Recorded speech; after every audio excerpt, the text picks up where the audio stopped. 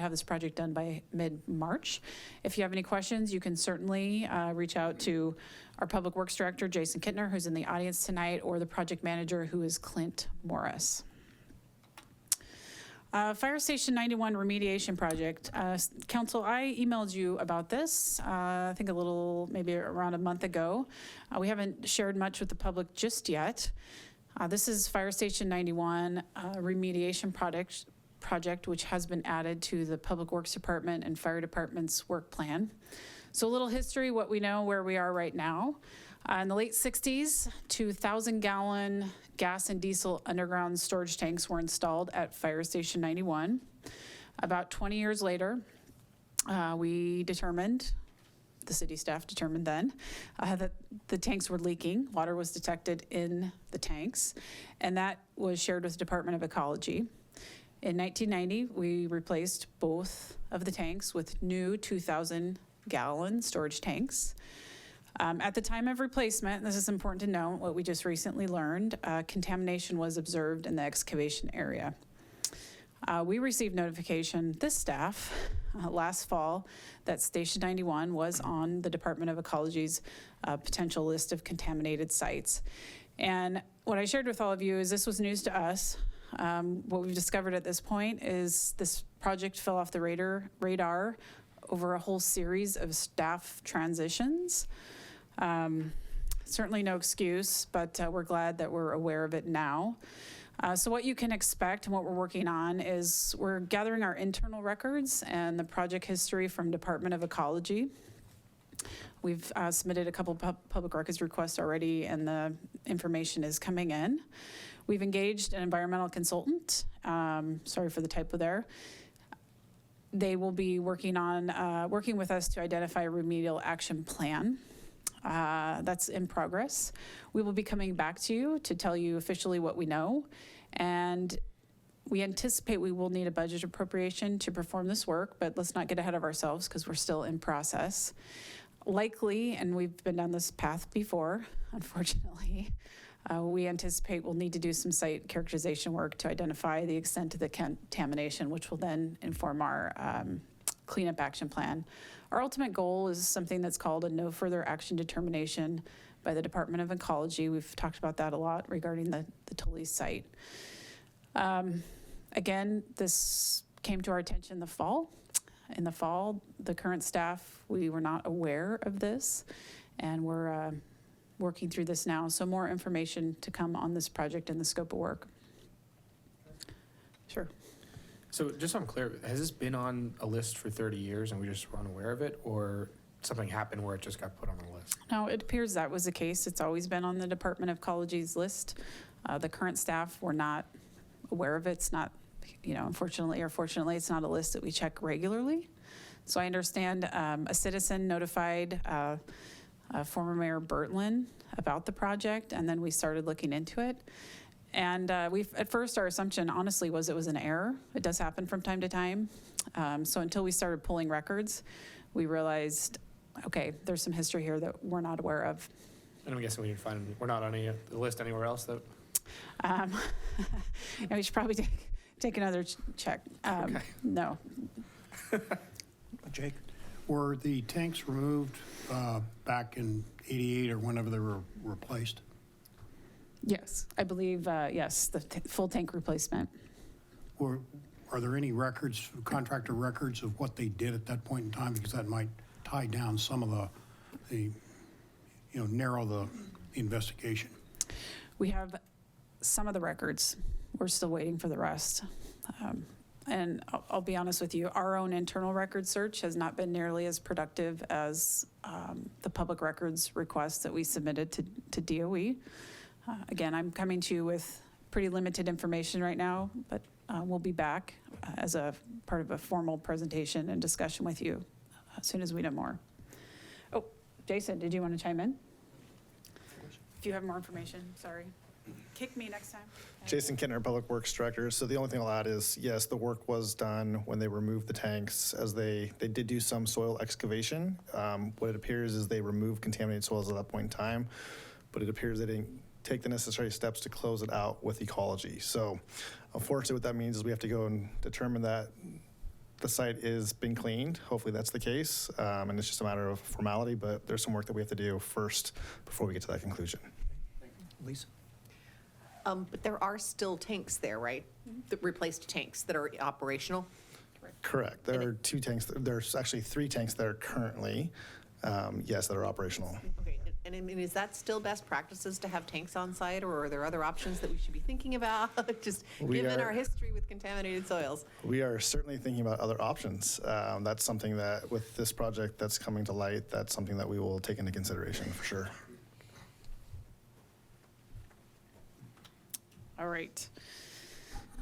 Council, as you're aware, last week, the King property came in for an application review. We've had a couple questions from community members and perhaps from some of you as well about next steps. So the planning department staff will be scheduling their design review meetings roughly end of Q1, early Q2. We have a Let's Talk page that is ready to go live if it hasn't already, that covers the proposed projects, the renderings, and we'll be regularly updating that. The community will be engaged in this process. As you know, we encourage them to submit their design feedback at the design review meeting or by sending comments to the design commission. Again, that meeting's not scheduled yet, but we'll be sure to notice that when we have the date set. And there's a rendering of the project there on the screen in case you're wondering what it may look like. Mercerfest, also lots of emails coming in on this one. We are turning 60 this year and welcoming the return of a community celebration called Mercerfest. I understand 10 years ago it was the Community Fund and the Historical Society partnered to host a 50th birthday party, and they have decided to join together again. The 2 organizations are leading what I will call a steering committee. It's a group of volunteers on the island coordinating and working to raise funds for this event. We are involved simply as a liaison. Diane Mortensen in our Parks and Recreation Department is attending their meetings and providing support. This is not a replacement of Summer Celebration, but it is scheduled for the second Saturday in July. Number of activities are on the table. I'm not certain where they are in terms of confirming them. More to come on that, I'm sure. My main reason for putting it here is they need volunteers, people that want to join in and actually support the work of this event. So if you're out there, if any of you would like to get involved, they have an email account, mercerfest@gmail.com, and I think they would love to hear from you. One of our major projects is kicked off, the Parks, Recreation, and Open Space Plan, PROS plan.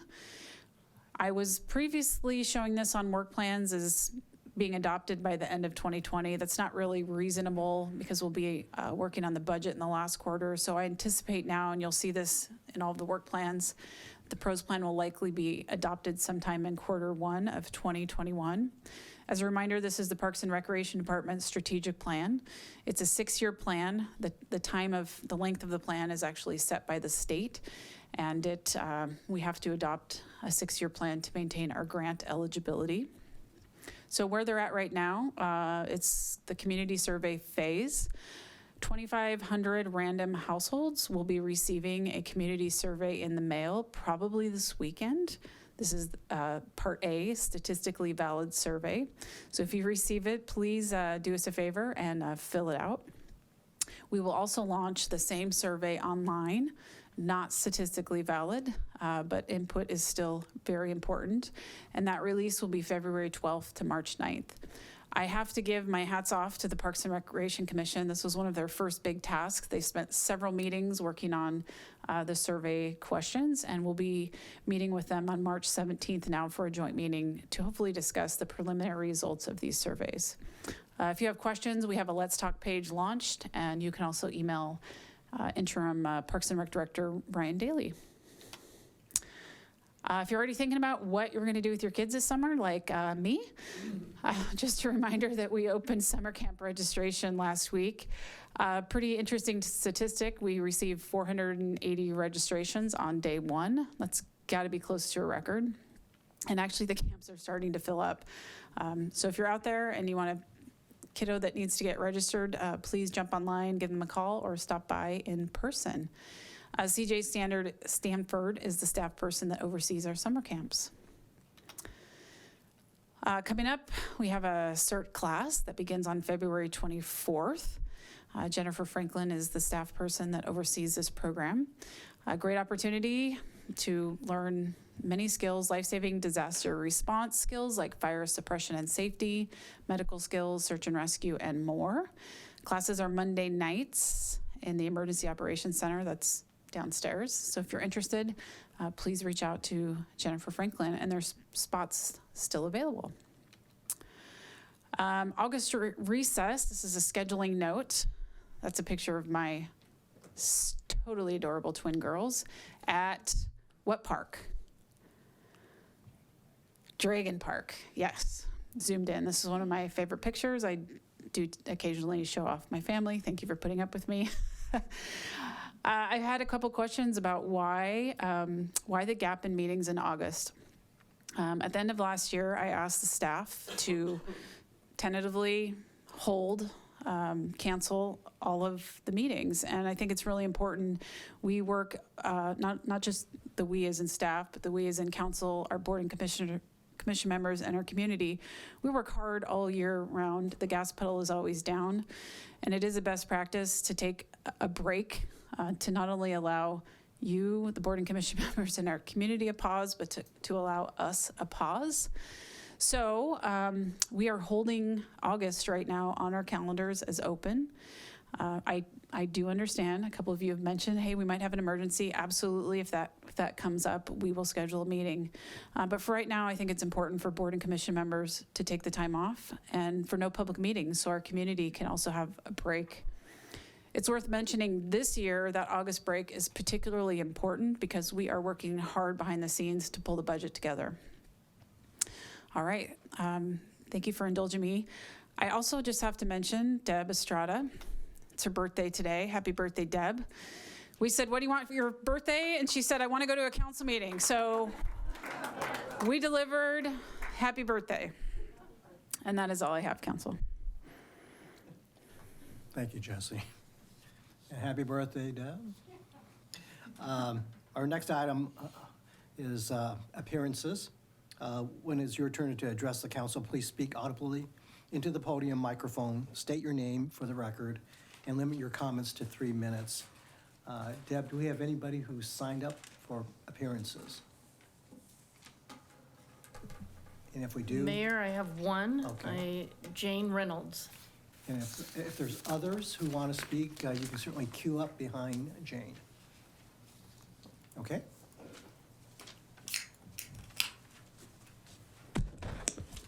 Hello, I'm Jane Reynolds. I come to you today as a member of a 4-generation Islander family to ask that you take a long view on setting goals for the year 2020.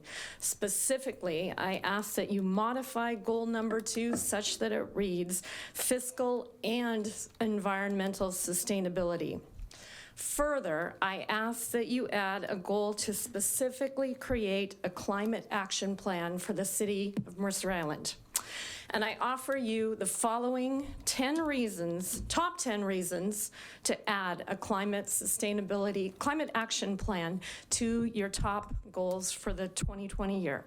Number 10, to meet the target of the Paris Climate Agreement, all cities are supposed to create a climate action plan that will systematically address carbon emissions. This goal was set by a group of cities, the C40 cities. It's for the 40 large cities in the world, but any city can sign on. We can't expect other cities, other people to take this job on for us. It's incumbent upon all of us, and we can add our name to that list of cities. We need to do this by 2020 in order to be in place to meet the Paris goals. So let's get Mercer Island on that list of cities.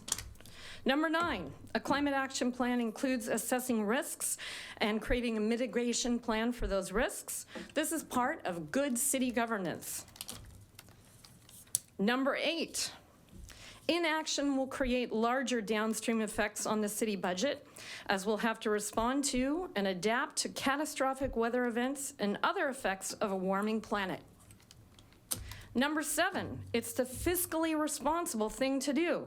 Taking action now is less expensive than later.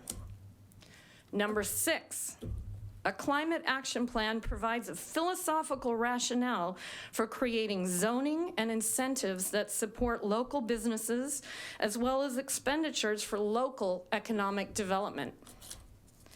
Number 5, a commitment to carbon reduction mobilizes people like me to support local businesses and encourage all the people that I know to do the same.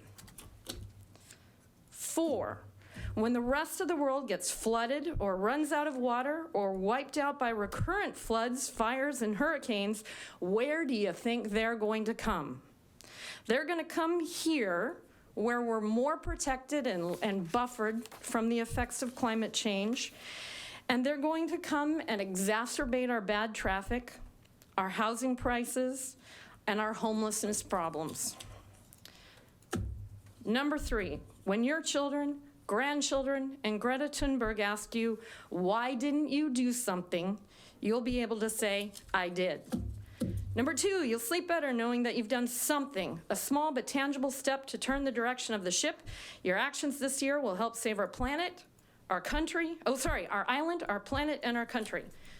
Other way. And most importantly, there's a group of islanders ready to write the plan for you, thus requiring very little work on your part and our already overburdened city staff. This is the easiest goal you'll have to achieve this year. Thank you. Jim? Jim Eanes, always have to look at where I live, 2930 76th Avenue Southeast. I heard a lot of the concern that Jane's group, Sustainability Group, raised, and I don't know if you all know my background. A lot of you know I do a lot of volunteer work. A lot of you know I've designed smart boards for the classroom for the last 6 years, but actually that isn't where my career started. I started in the energy and pollution control business. I consulted for at least 12 to 15 of the major utilities in the Western United States. I've consulted for most of the energy companies throughout the world, like Hearst out of Germany, Dinko Oil out of Japan. And so that's been my career. That's my major career and what I originally trained for. It's just that I made so much money in that career, I was able to take a 3-year vacation and go to Dartmouth to get another degree. But that's how I got started. And so my job was to work with large engineering teams, 100-person teams to build these facilities, maybe 5,000 people to build the actual construction. I helped in the engineering, I helped lead the construction, I helped teach the operators, and I actually ran all the environmental tests to know if we were doing better or we weren't doing better. And in time, there were times I actually had to shut people down. Hearst, we did not, we tried, but we were not able to meet the atmospheric pollution needs of the time, and so I had to tell them to shut down. And so what I wanted to bring up, I got 1 minute and 30 seconds, is the fact that the number one thing you can do for a suburban community to have cleaner air is to have a vibrant retail core. It's not just me saying it, but it's all the leading urban planners like Jeff Speck, like Donald Shoup, I was trying to think of who else. Charles Malone has talked about this. And the reason for that is in a suburban community, you automatically have to do some driving. So just the fact that in your planning meeting, you're now accenting economic development, you are moving that direction and you don't think about it, but actually the economic development is a long ways to being an environmentally sustainable community.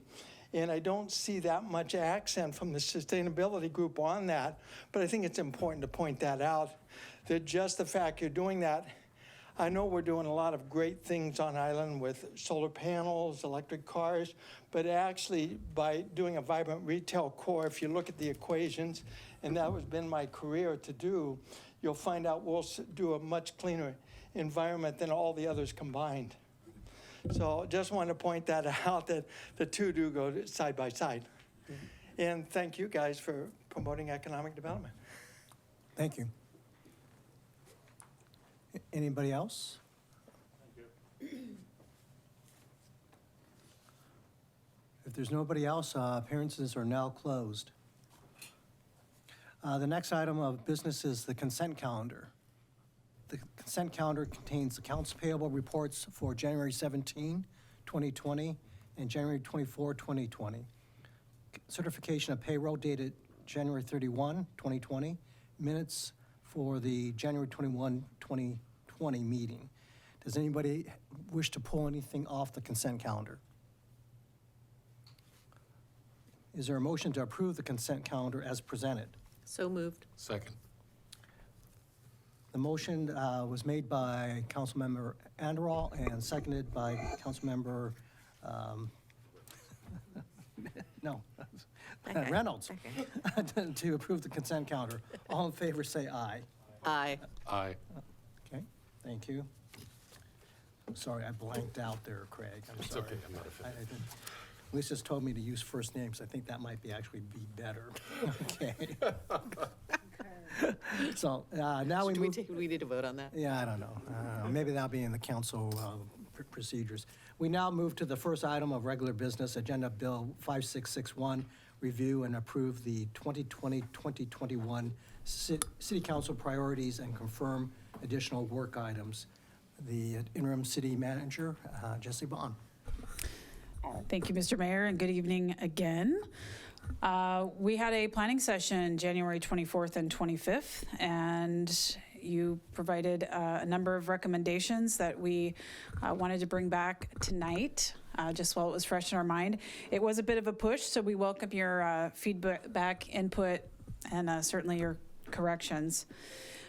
First, I don't know if any of you captured this. The day the planning session started, it was an absolute deluge outside, but we had a double rainbow, and I think it's symbolic of great things ahead. So Amanda took that photo. I don't know if you all saw it. I wanted to share it tonight. Again, we met the 24th and 25th at the Community Center. You have 4 agenda bills in front of you tonight. The first one is regarding priorities and new work items. Deb will be up here in just a moment to go over the amendments to the rules of procedure and 2 ordinances that are related to that same topic. All right, just a reminder, your city council priorities. We use those to guide your planning and decision-making, not only this year, but into the next biennium. These really represent key themes for the year ahead, and we revisit them annually at the planning session. You drafted 3 priorities. I have them on the screen here, related to preparing for the impacts of growth. I will not read them all. Communication, stabilizing the organization, and implementing an economic development program. I noted at the bottom that although you didn't formalize as a separate priority, the City Council did emphasize that communications and environmental sustainability are foundational and an important component of all city actions and business. Now, in just a moment, I anticipate you'll want to come back and talk about this. I'm going to walk through the rest of the presentation, and then we'll come back to this slide. You did a decision card process at the planning session. Council members of the council individually submitted ideas. I threw in a few of my own. We ended up with 52 suggested new work plan items. I was terrified at that moment about how this was all going to come together. But my compliments, you worked through a prioritization exercise and identified your top 11, which I brought back as decoration tonight, in case you wanted to remember that moment. So these are your top 11, and I don't know if anyone checked your email. I have to give credit to Councilmember Anderell. She called and said, Jesse, the way you put this table together doesn't make any sense to me. I looked at it and said, you know what, thank you. Sometimes you need fresh eyes when you're working that fast. And I do mean that. Thank you, Councilmember Anderell. So page 1 and 2 is now the top 11 decision card items of the document that's in front of you. If anyone in the audience would like a copy, I believe Deb has a few extras over at the desk. We also took 6 items off the decision card list that were really related to budget policy. These are now on page 3. So what you said was, look, and I think I'm actually the one that suggested it, this work naturally falls into the 21-22 budget development process, and we should consider those policies at that time. I will remind you, you didn't say yes or no to these policies. You just said we'll bring them back for discussion. These show up on page 3. And finally, on page 4, you identified a number of other work items that didn't fall into the previous categories.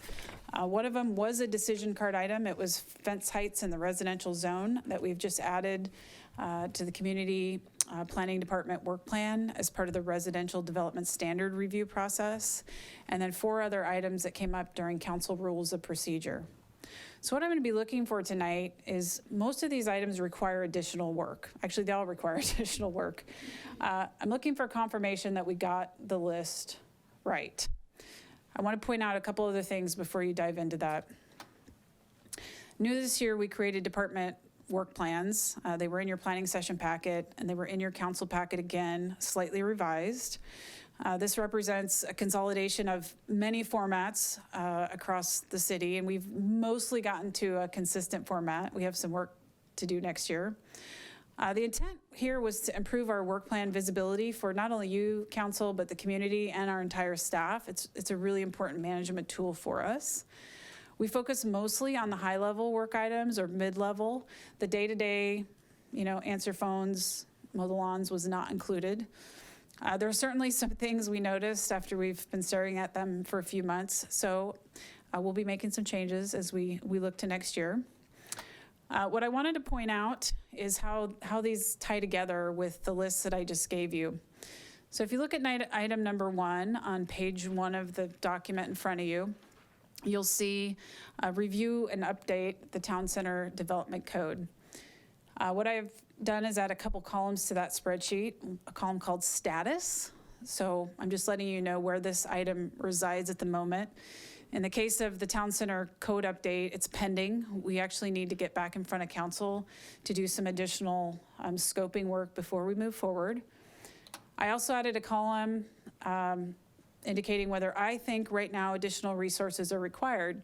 So in the case of the Town Center Development Code, right now, based on what I know, I do think additional resources will be required. We may need to bring on a consultant. That could change. This is just where I think we are today.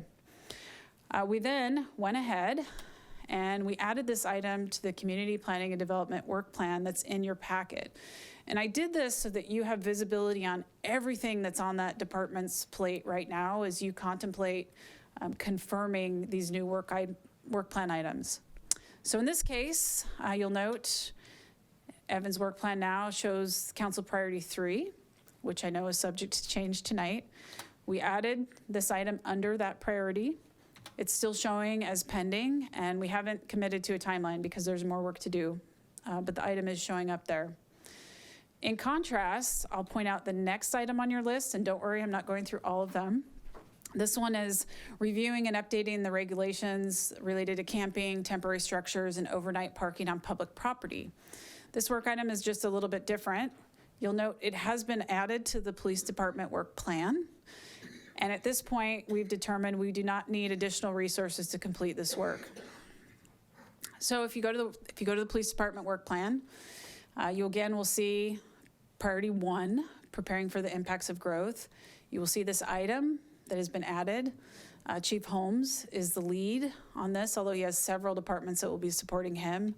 And we've calendared this work to be completed within the first 3 quarters of the year.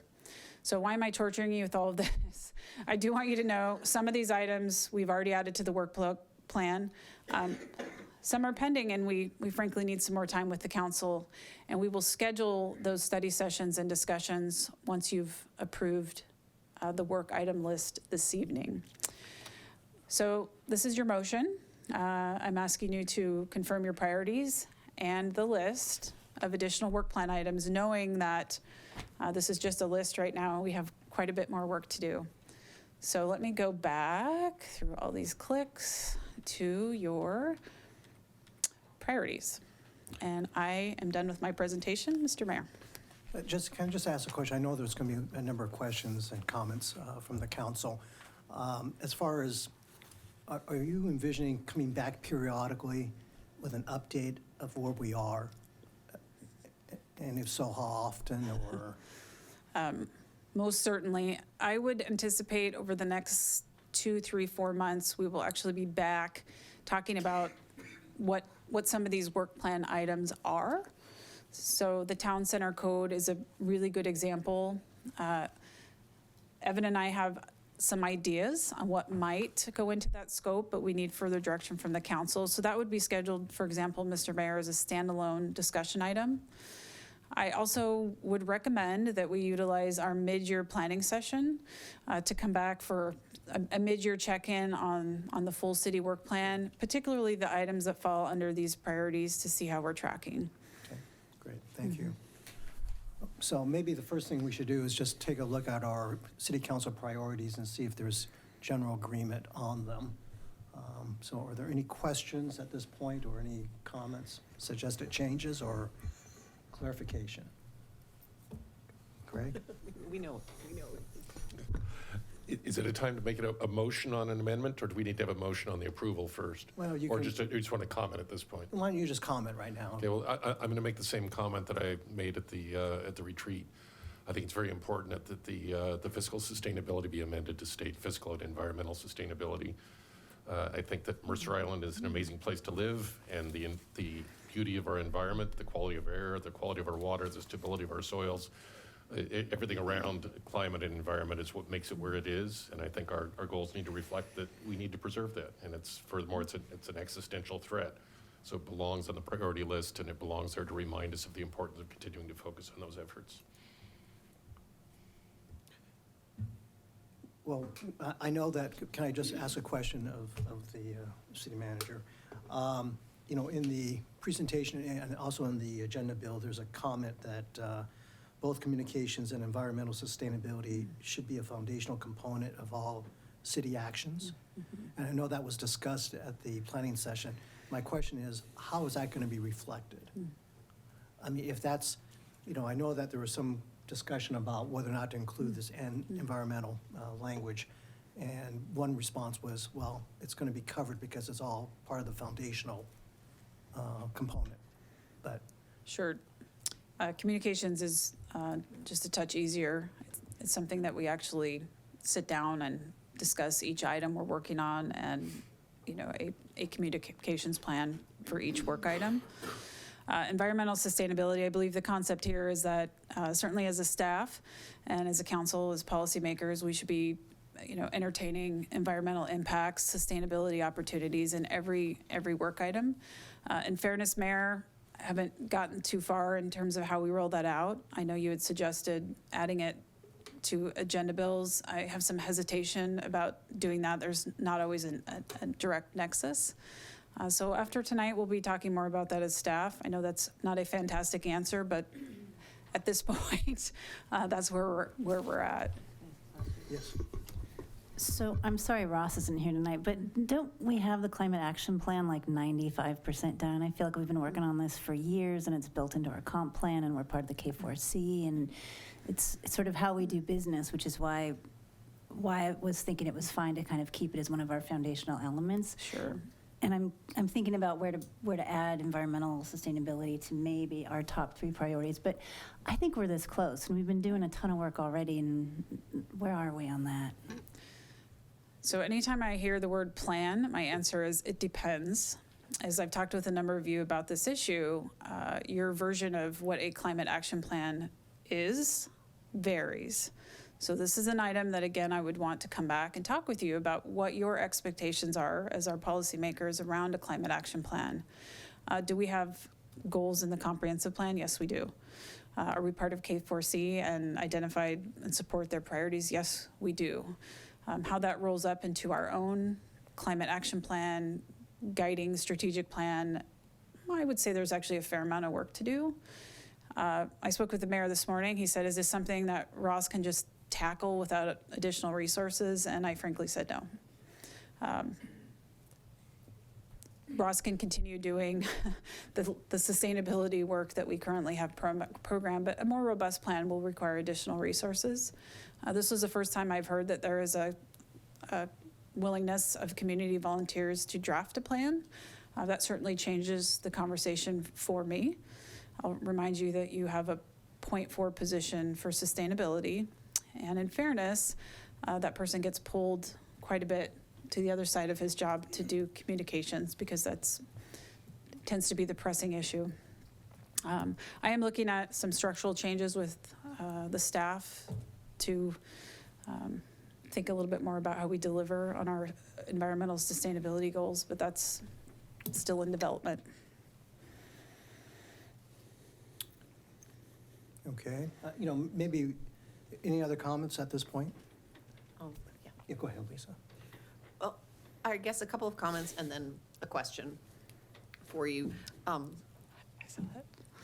My comments are that, and I think everybody knows this, that during the planning session, I recommended we take and create sustainability as a foundational, kind of spread it across all of our decision processes and integrate it, just as the same way we would not have a specific goal of being honest or ethical or communicating well.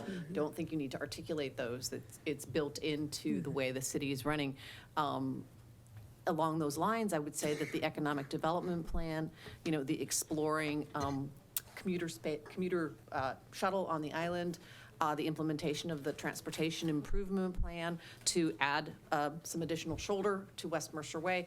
All of those things promote environmental sustainability in my mind, and advance alternate transportation methods and stuff like that. So I'm still on that page of not adding it separately. But I guess a question that I would have for you is if we do add it as a separate goal, or add it to goal number two, what does that do to you in terms of resources and staffing and prioritization, and the extent to which we can have any of the other stuff that's on this sheet? Modifying the priority in terms of a change to work plan or resources, I will be honest, Councilmember Anderl, that's not a trigger that we do more. I would, kind of reorganize the work plan items, ensure that our sustainability manager has dedicated time to fulfill those duties. But until you add, additional work items that are related to that, I'm not seeing an immediate impact on staff time. Now, adding the climate action plan, that certainly is a different conversation.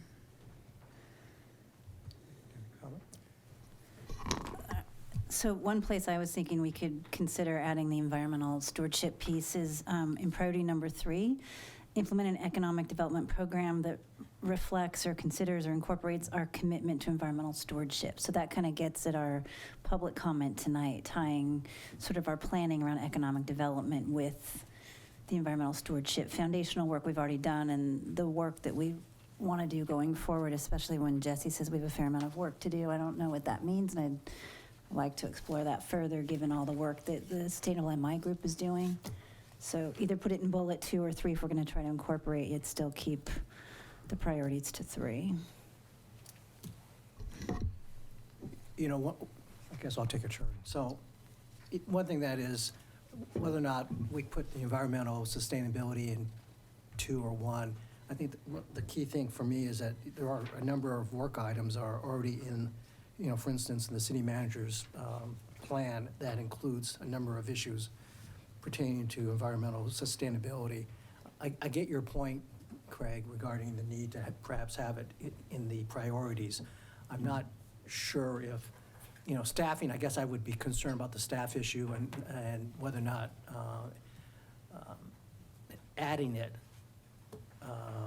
somehow creates an additional burden or hardship on our current staff. So that'd be one consideration, I guess I would,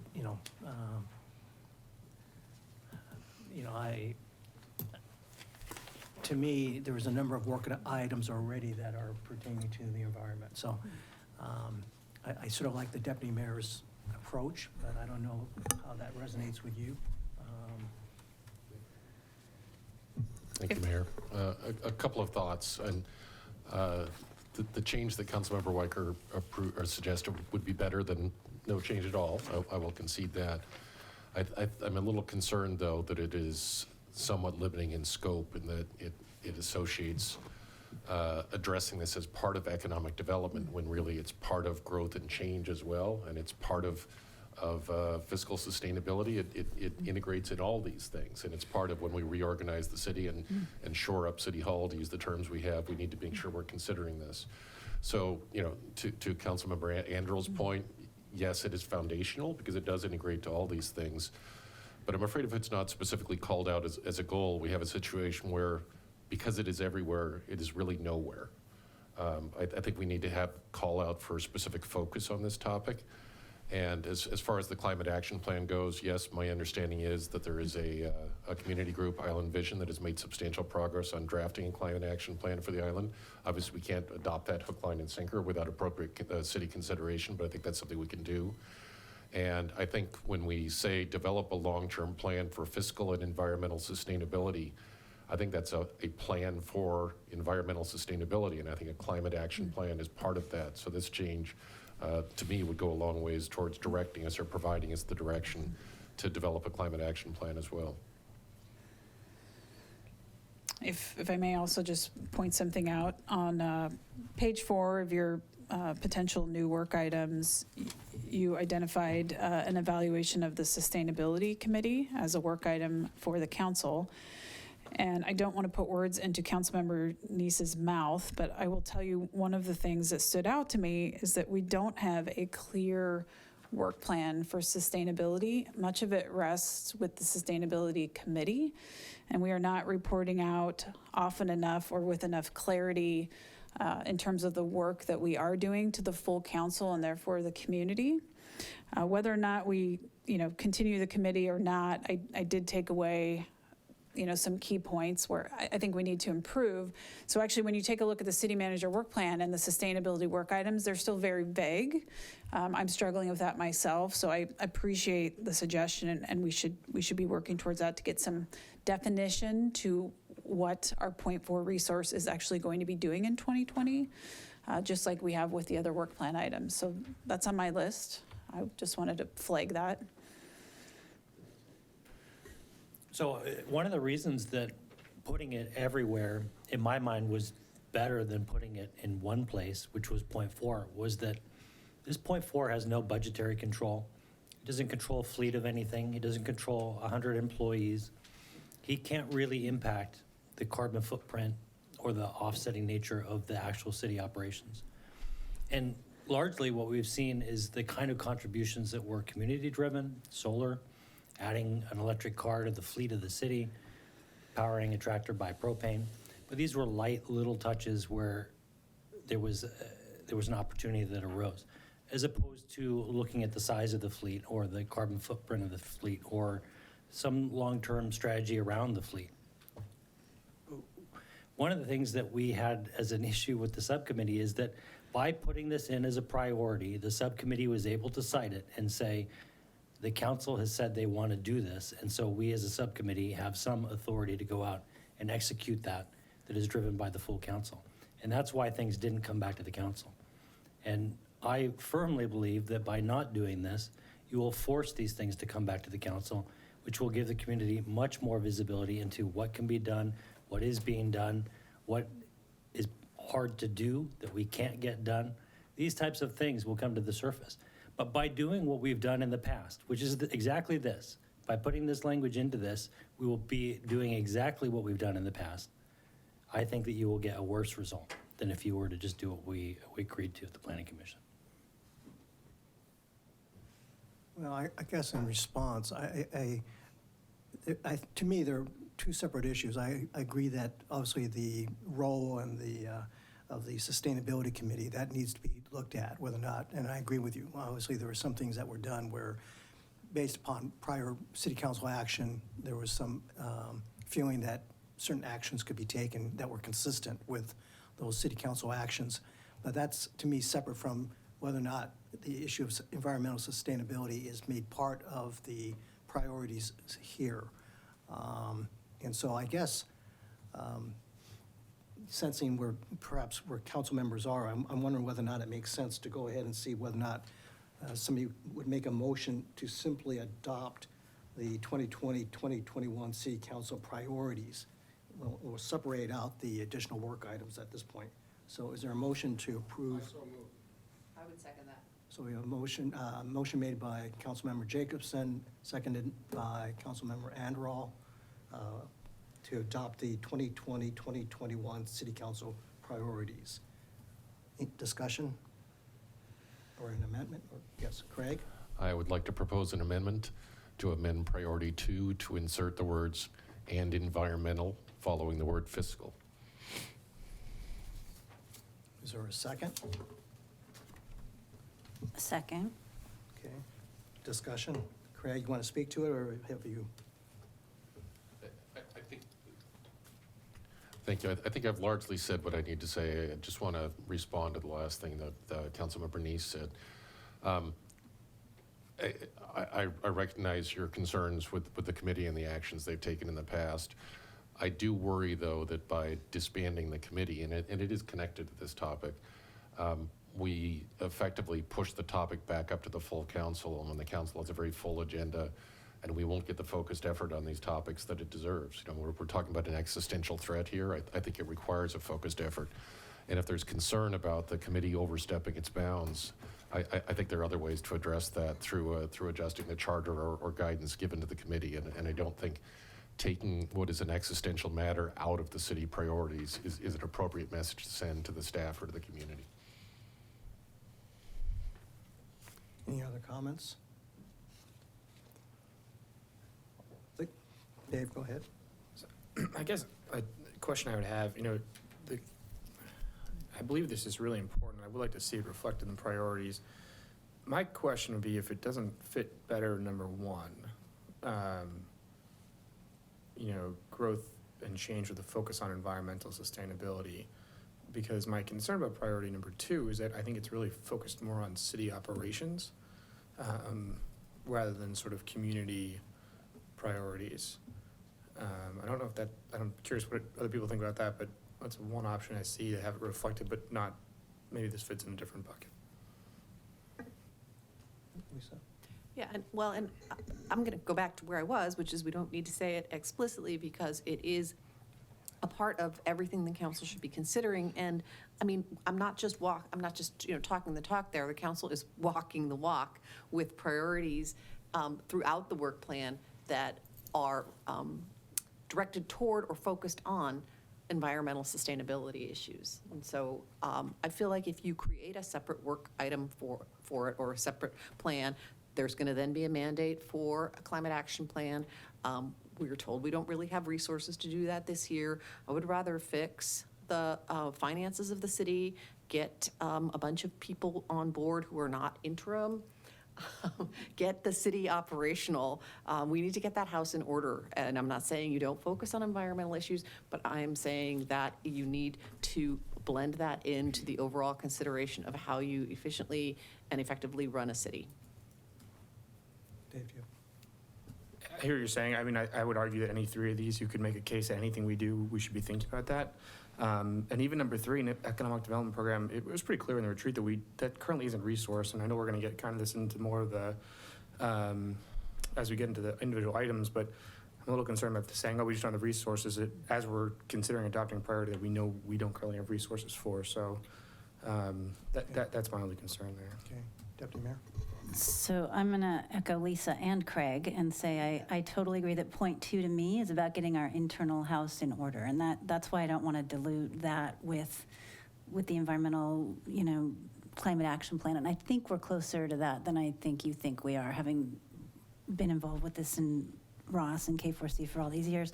So I support Dave's recommendation, sort of adding a little bit of language to priority number 1, because we are doing a ton of work. We've done a ton of work. We have partners in the city that can do this work in PSC and Recology and Sustainable MI and student groups, and our schools are doing quite a bit around this environmental sustainability work. So I think to reflect the work that we're already doing and some very tangible, concrete items that we may or may not have work for this year, it at least makes it clear that we're not going to step backwards on this important work. So I like Dave's point of putting it number 1.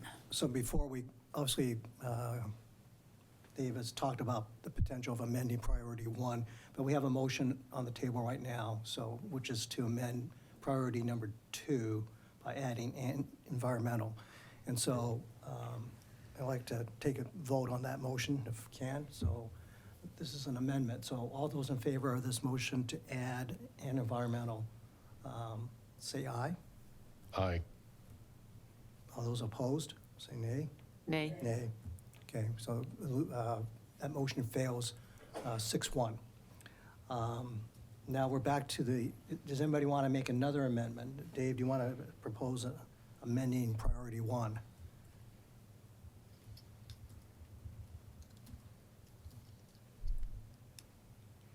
Or does somebody else want to make another? Otherwise, we're back to the main motion. Yeah, I'm just trying to think of the best way to phrase this here. I'll just start and everyone else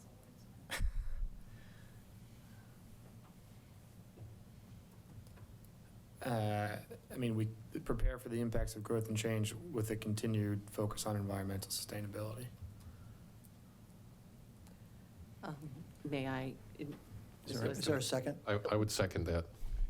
May I make, so, is it discussion then? Yeah, Once it's been discussion. Seconded? Yeah, but Dave, do you want to speak to that first, and then we'll open up to? No, I don't, if anyone has suggestions for the language, obviously open for it. Okay. Lisa, go ahead. Yeah, I would say, I think the word that, Deb, you love this part, don't you, where you have to keep track of all the motions and the different language, yeah. I think the word that Dave used was with a continued focus on environmental sustainability. And I would say I would take the word focus out and say consideration, which I think is more of a balanced word in terms of everything that we have to do. I might be able to even get behind that. I don't know yet, but just kind of thinking out loud. Can I offer the language I offered before? Well, Or is that a new amendment? There's an amendment to, is that a friendly amendment, and do you want to accept that? I don't remember exactly what it was, but I would certainly consider a friendly amendment. So it was a little less prescriptive. That reflects our commitment to environmental stewardship. Yeah, my only point here is that while it is a small resource, some of the sustainability is actually resourced now. So unlike some of these other things we're adding on, we're not necessarily piling things on here. Okay, so Lisa, can you just repeat yours? I just want to make sure I understood what you were suggesting as a friendly amendment to Dave's. Deb, can you read Dave's amendment to priority number 1? Councilmember Rosenbaum's amendment was prepare for the impacts of growth and change and add with a continued focus on environmental stability. Sustainability, excuse me. And I would just replace focus with consideration. So continued consideration, okay. Okay, so Dave, do you accept that amendment by, Yeah, I'll accept that. okay. Well, at least assuming you're on board. I think so. I'm kind of still testing the water here. I mean, I go back to, I don't think we need it, but I'm always open to kind of try to make a compromise. Sure. Yeah, I mean, it seems a compromise. Deb, do I need a second on that? Mr. Mayor, because Councilmember Rosenbaum made the motion or the amendment, and it was seconded by Councilmember Reynolds. Yes. I believe Councilmember Reynolds needs to Second. concur, Okay. or the entire amendment needs to be withdrawn before you can proceed. I will concur. All right. So is there any discussion on this? Is there any discussion on this language? I mean, I guess, you know, I don't want to say this is, you know, sleeves out of my vest. I don't want to say it doesn't mean anything, but I mean, what does it add to what we're going to be doing?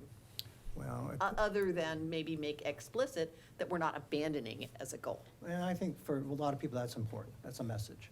And so, Absolutely. Like I said, I think there's a lot of good stuff that we're planning Well, and hoping to do that right. has sustainability as a I would- goal. I would agree that really the key thing will be what actions we actually take. Yeah, Right? But nonetheless, I think this does set a good message. Craig? Yeah, I would just, to expand upon what you say, that there's a great deal of items in the work plan list that address environmental sustainability. There's no doubt about that. This is going to hold our feet to the fire to make sure that they get priority attention. Not necessarily number one, but priority attention. Did I? I apologize. Liz? That's what you said. Oh, okay, so we have a motion to amend, and I'm a little reluctant to say it, but it's to prepare for the impacts of growth and change with a continued consideration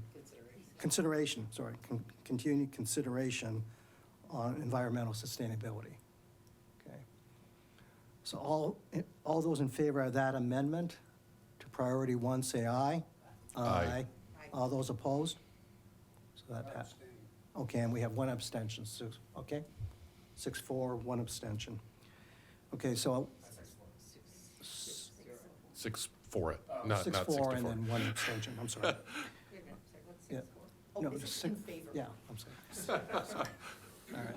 So we're back to the main motion as amended. So is there any further discussion on that? Oh, Dave? I guess the only question would be, and Jesse, maybe this is more of a process question, but for the bottom preamble is obviously not the right word, but for that language there, do we need to update that now, or is that something you want to work on? Your pleasure. It's not the, It's not part of the priorities. it's not part of the priorities. Okay. All right, so we have a motion before us. All those in favor, say aye. Aye. Aye. All those opposed? Any abstentions? Okay, so the motion passes as amended, 7-0. Okay. So now we move on to the work items themselves. Okay, so we have questions for this, for the interim city manager. Dave? Jesse, I was kind of hoping you could talk to us a little bit about the priorities are put together by a leadership team that are reflected in these various color-coded documents. I guess the question I have is how many of these are sort of budgeted now in terms of resources and staff time? Based on not the ones, the 11 that we added, but sort of the ones that are in here now. Because I think as we sort of work on scoping the rest of these down the line, having an understanding of, okay, so, do we expect that we can finish 70% of this, whatever percentage that is, and then understanding anything else we add, how that kind of dilutes the pool. Because I know, for the work that Ally's doing, there's so much stuff here that's, high priority. It looks like some of it kind of got downgraded in the last week and a half, but just, how confident are we in our ability to get some of these things done? I know it's a very broad question. That's a very broad question. But I think because this is spread throughout the city government, I think we have, that's sort of have to fair. look at it on balance on everything. So let me just take a stab. The work plans that we presented to you at the planning session, I would assume, I would present to you are funded and resourced. There's an exception. It's probably the Human Resources Department. And as you know, we're going through a rebuilding and a restructuring. And I've mentioned a couple times, I will need to be back to you to talk about what that looks like. I do anticipate needing some one-time resources, keywords, one time. We're not quite there yet. Everything else that was presented is on our work plan to start, continue, or get started. And remember, the work plans that we presented are 2020 and a look ahead to 2021. A lot of this work is rolling forward. With a few exceptions, most of the items you added are not budgeted or resourced yet. I pointed out one that we did just go ahead and add to the work plan. That was the regulations regarding camping and structures and parks and private property. The budget policies, not fully scoped yet, but we anticipate coming back to you with a budget policy discussion, probably over several council meetings. So those are now scoped.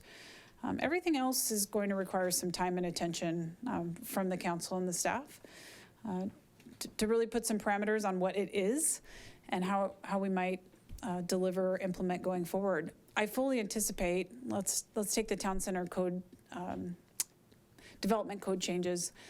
That is, if resourced, that is likely to start in 2020 at some point and continue into 2021. It is unlikely we could get a body of work based on what I think it is, done in this year. The citywide shuttle service, that one, just as an example, I need to spend some time talking with all of you, brainstorming, what would you like us to do? What does the scope look like before we come back and talk about how we would implement this? Some items you may just say, you know what, let's scope this and put it in the 2021-22 budget. So we have a number of paths. Once this is confirmed, I just want to reiterate, we will be back talking with you to get some more clarity around these items. So in the meantime, Councilmember Rosenbaum, you can assume that the items that we presented to you on our work plan are resourced with that one little asterisk on the Human Resources Department. And I should say for 2020.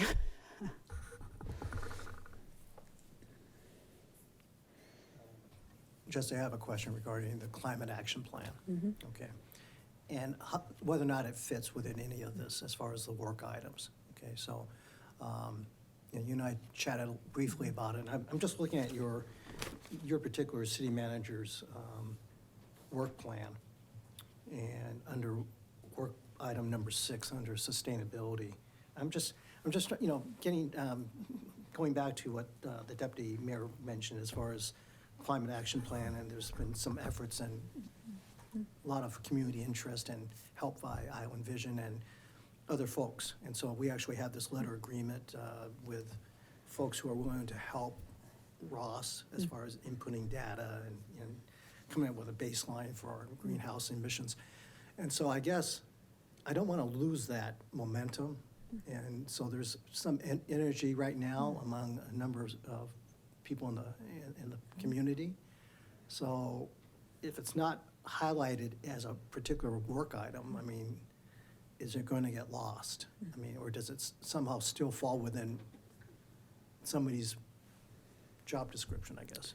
So if you're asking directly, if we have a staff member working on something called a climate action plan, my direct answer to you is no. What we have a staff person working on is loosely the items described here. We will be back in front of the council on April 7th. It's on your planning schedule with a Q1 sustainability update. And I've asked Ross to include a report on the very specific work plan items he's tackling this year as part of his sustainability work. I recognize what's in this department work plan may not be as clear as it could be.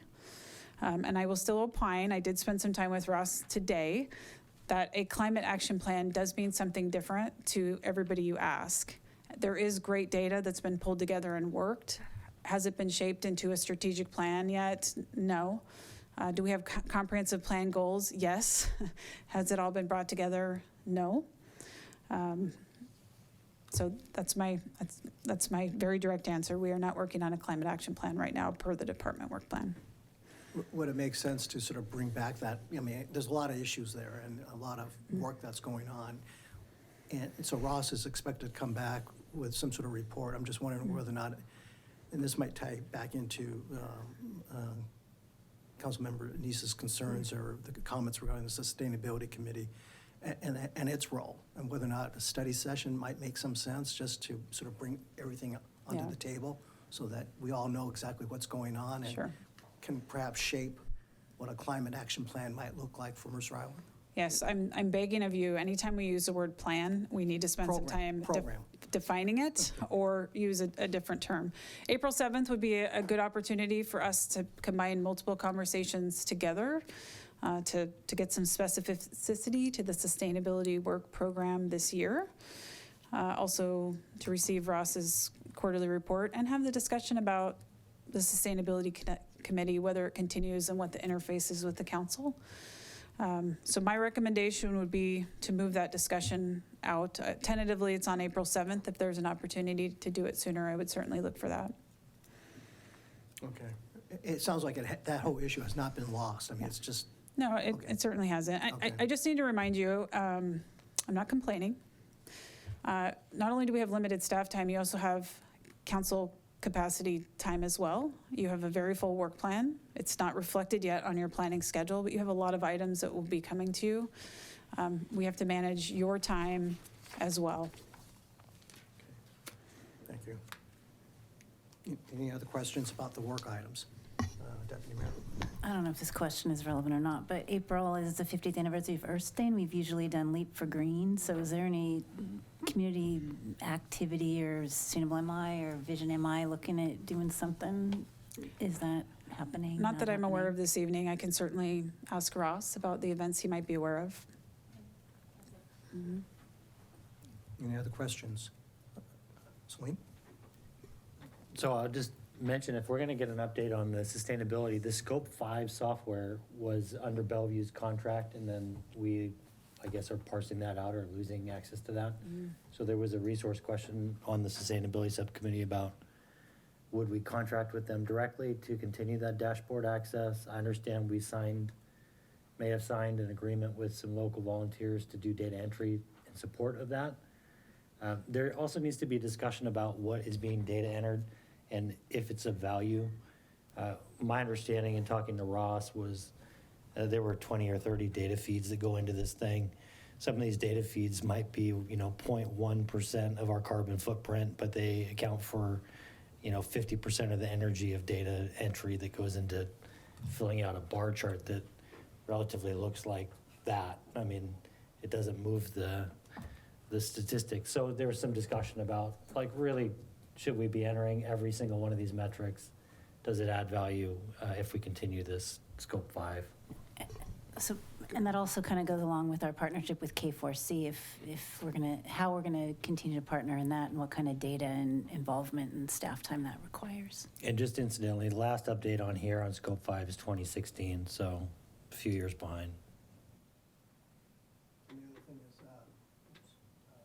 the county is working on its own toolkit for climate action plans, and that will be coming out in middle of the year. So that might provide some additional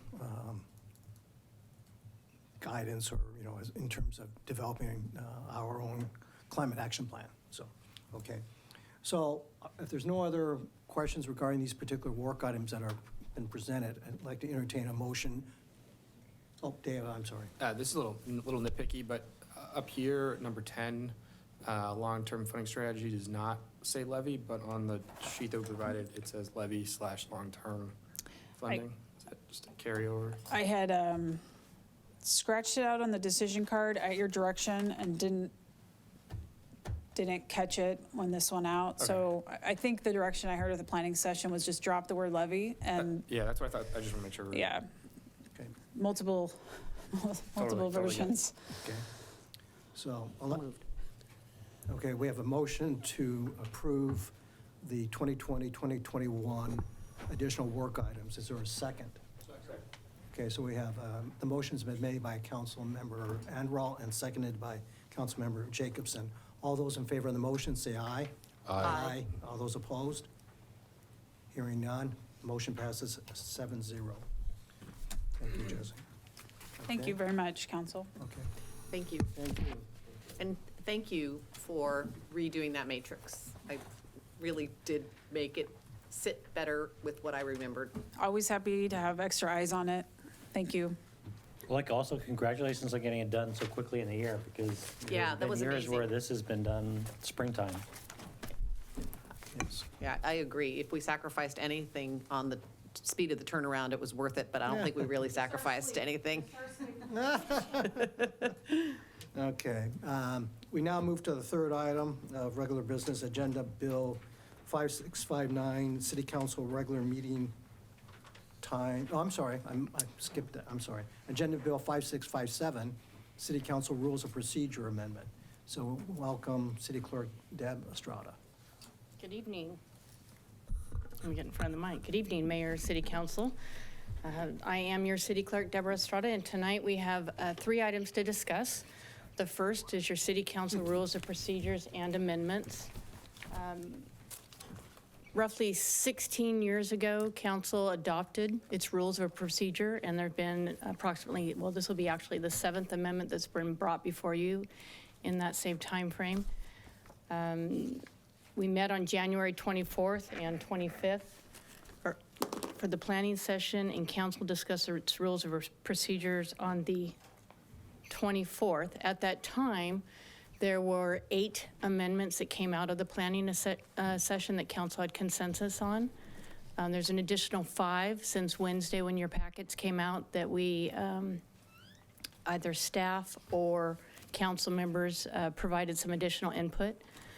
So for the first 5 items that there was council consensus on at the planning session, we discussed adding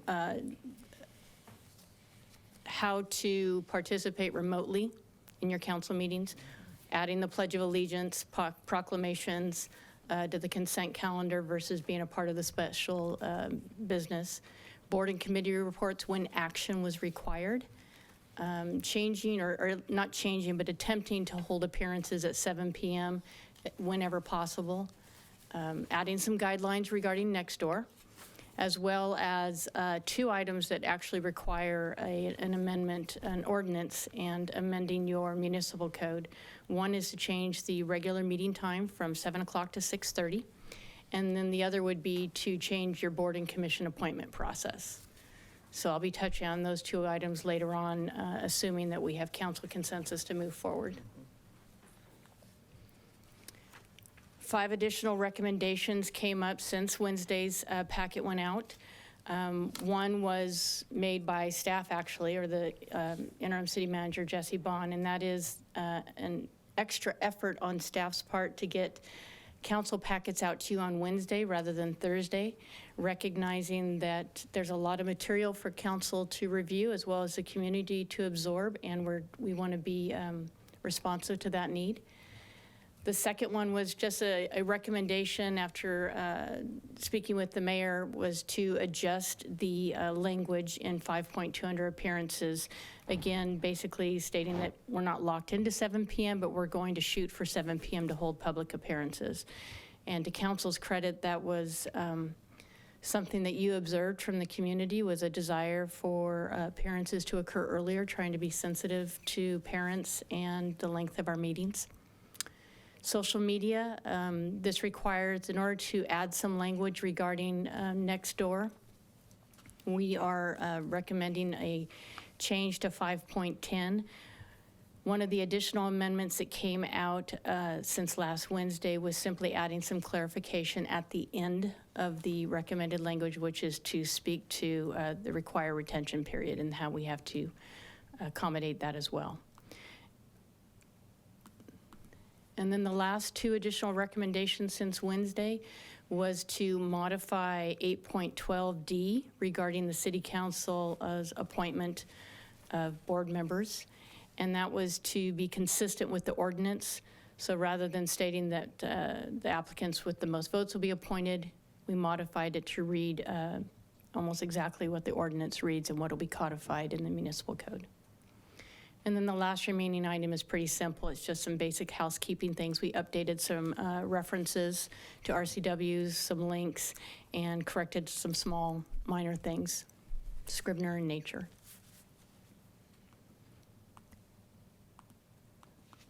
Oops.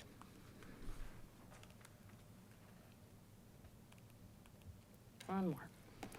So tonight, council, we're asking you to approve resolution number 1578 and the exhibit attached to it, as well as the 5 additional recommendations. Okay. Is there any questions for the city clerk? Is there a motion to approve? Happy birthday to me. Excuse me? Happy birthday to me. Oh. Is there a motion to approve resolution number 1578, amending the city council rules of procedure as set forth in Exhibit A? I move to approve resolution number 1578, amending the city council rules of procedure as set forth in Exhibit A. Second. It's been moved by Councilmember Neese and seconded by Councilmember Jacobson. Any discussion at this point? Any amendment? I would like to amend it to include the language that's up on the screen. I don't know if we need to read that into the record or not. Which one are you looking at? When it says as further amended to include, and then there are the 5 additional bullet points, that those are not in the, I see. yeah. If council is comfortable with the way it's written, I can certainly incorporate it into your motion. You can choose to amend it, or a simpler approach, if Councilmember Neese and Councilmember Jacobson are in agreement, then they can agree to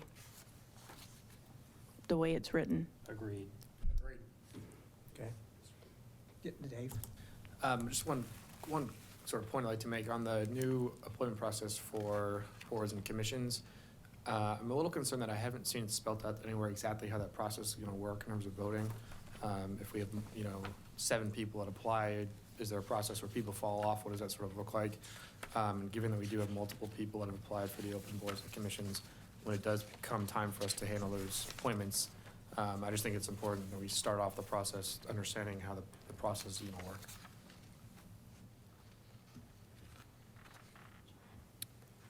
Councilmember Rosenbaum, as I understand it, it's very similar to your mayoral election. Let me back up. Say, for instance, you have 3 candidates who have applied, and we have 2 votes, and 3 votes. There would need to be another election or another ballot to get it down to where we have 2 candidates. So we need the majority. In that case, we need the majority, a majority vote, but in the end, it has to be a quorum.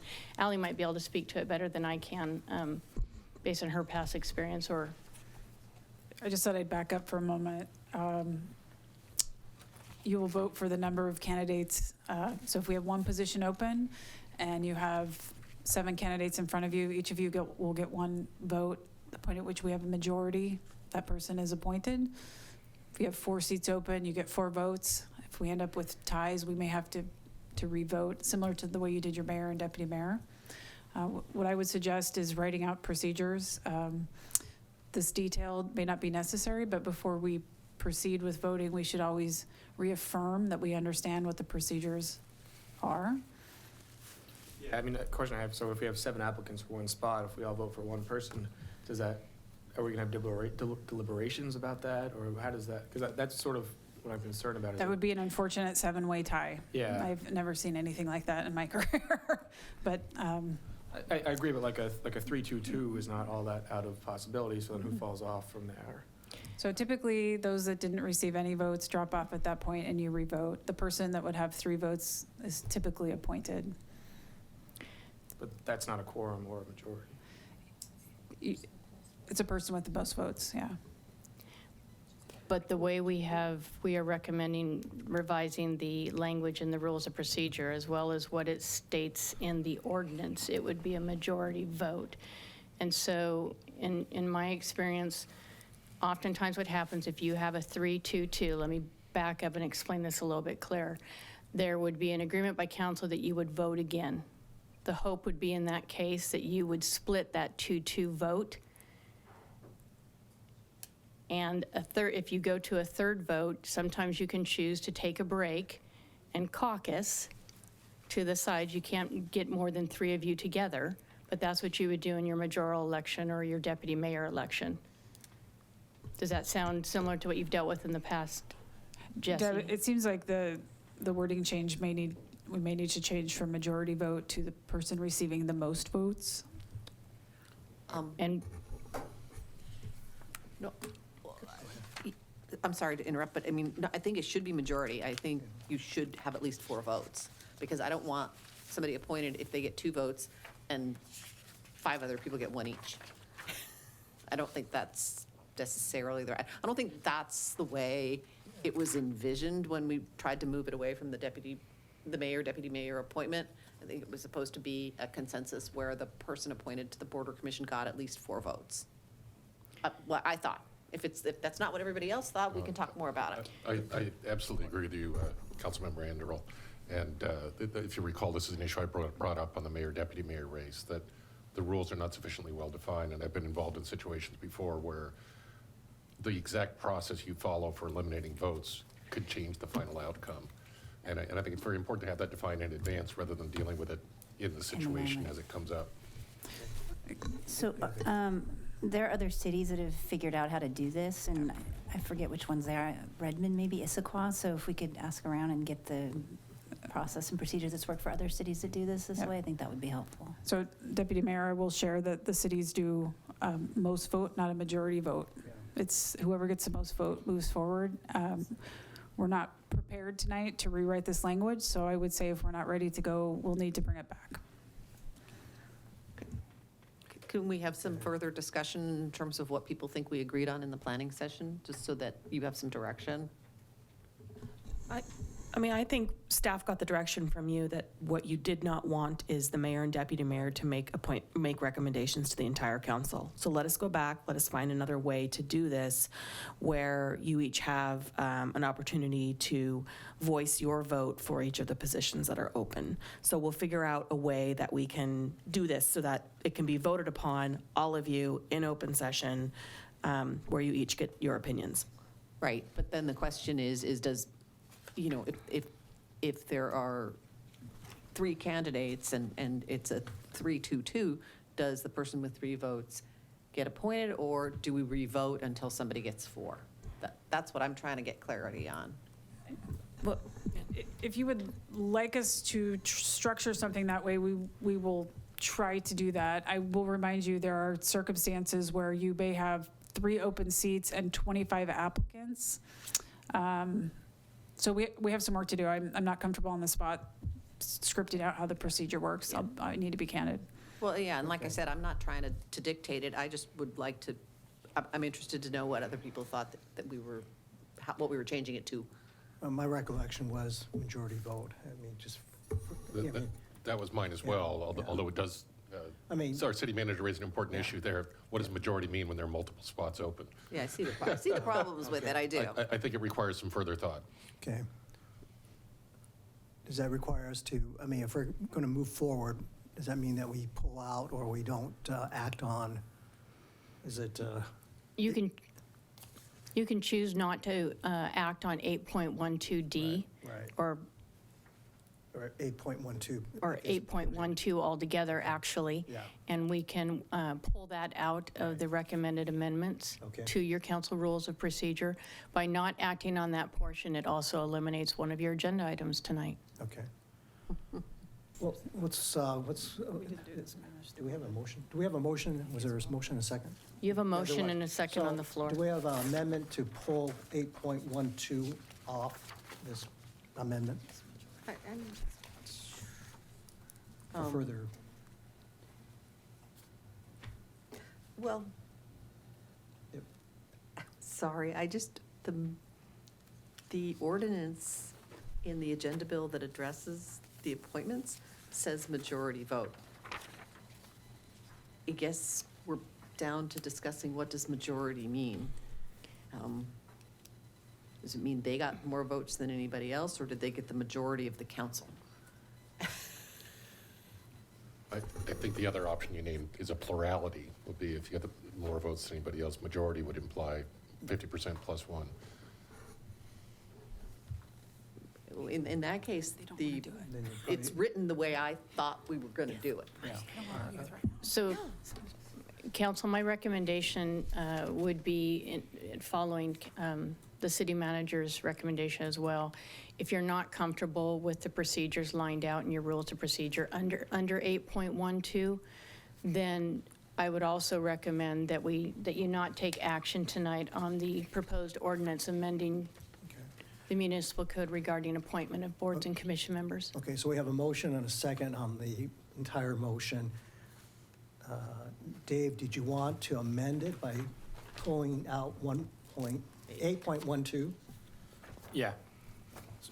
Okay, is there a second? I will second Dave's amendment to the motion. Okay. Any further discussion? Okay, all those in favor of the amendment to pull 8.12 from this main motion, say aye. Aye. Aye.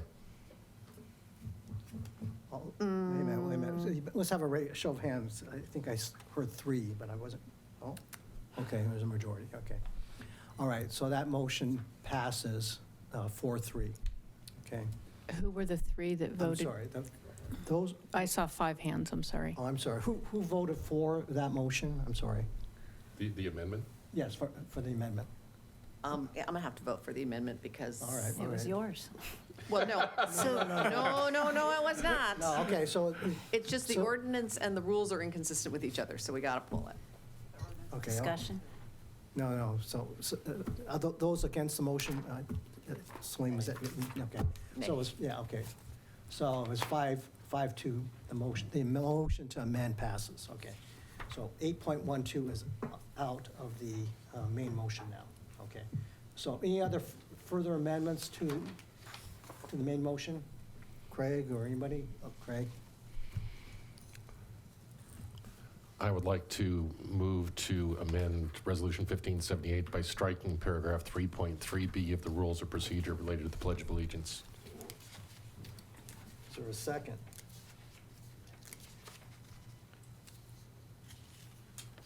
I'll second it for discussion purposes.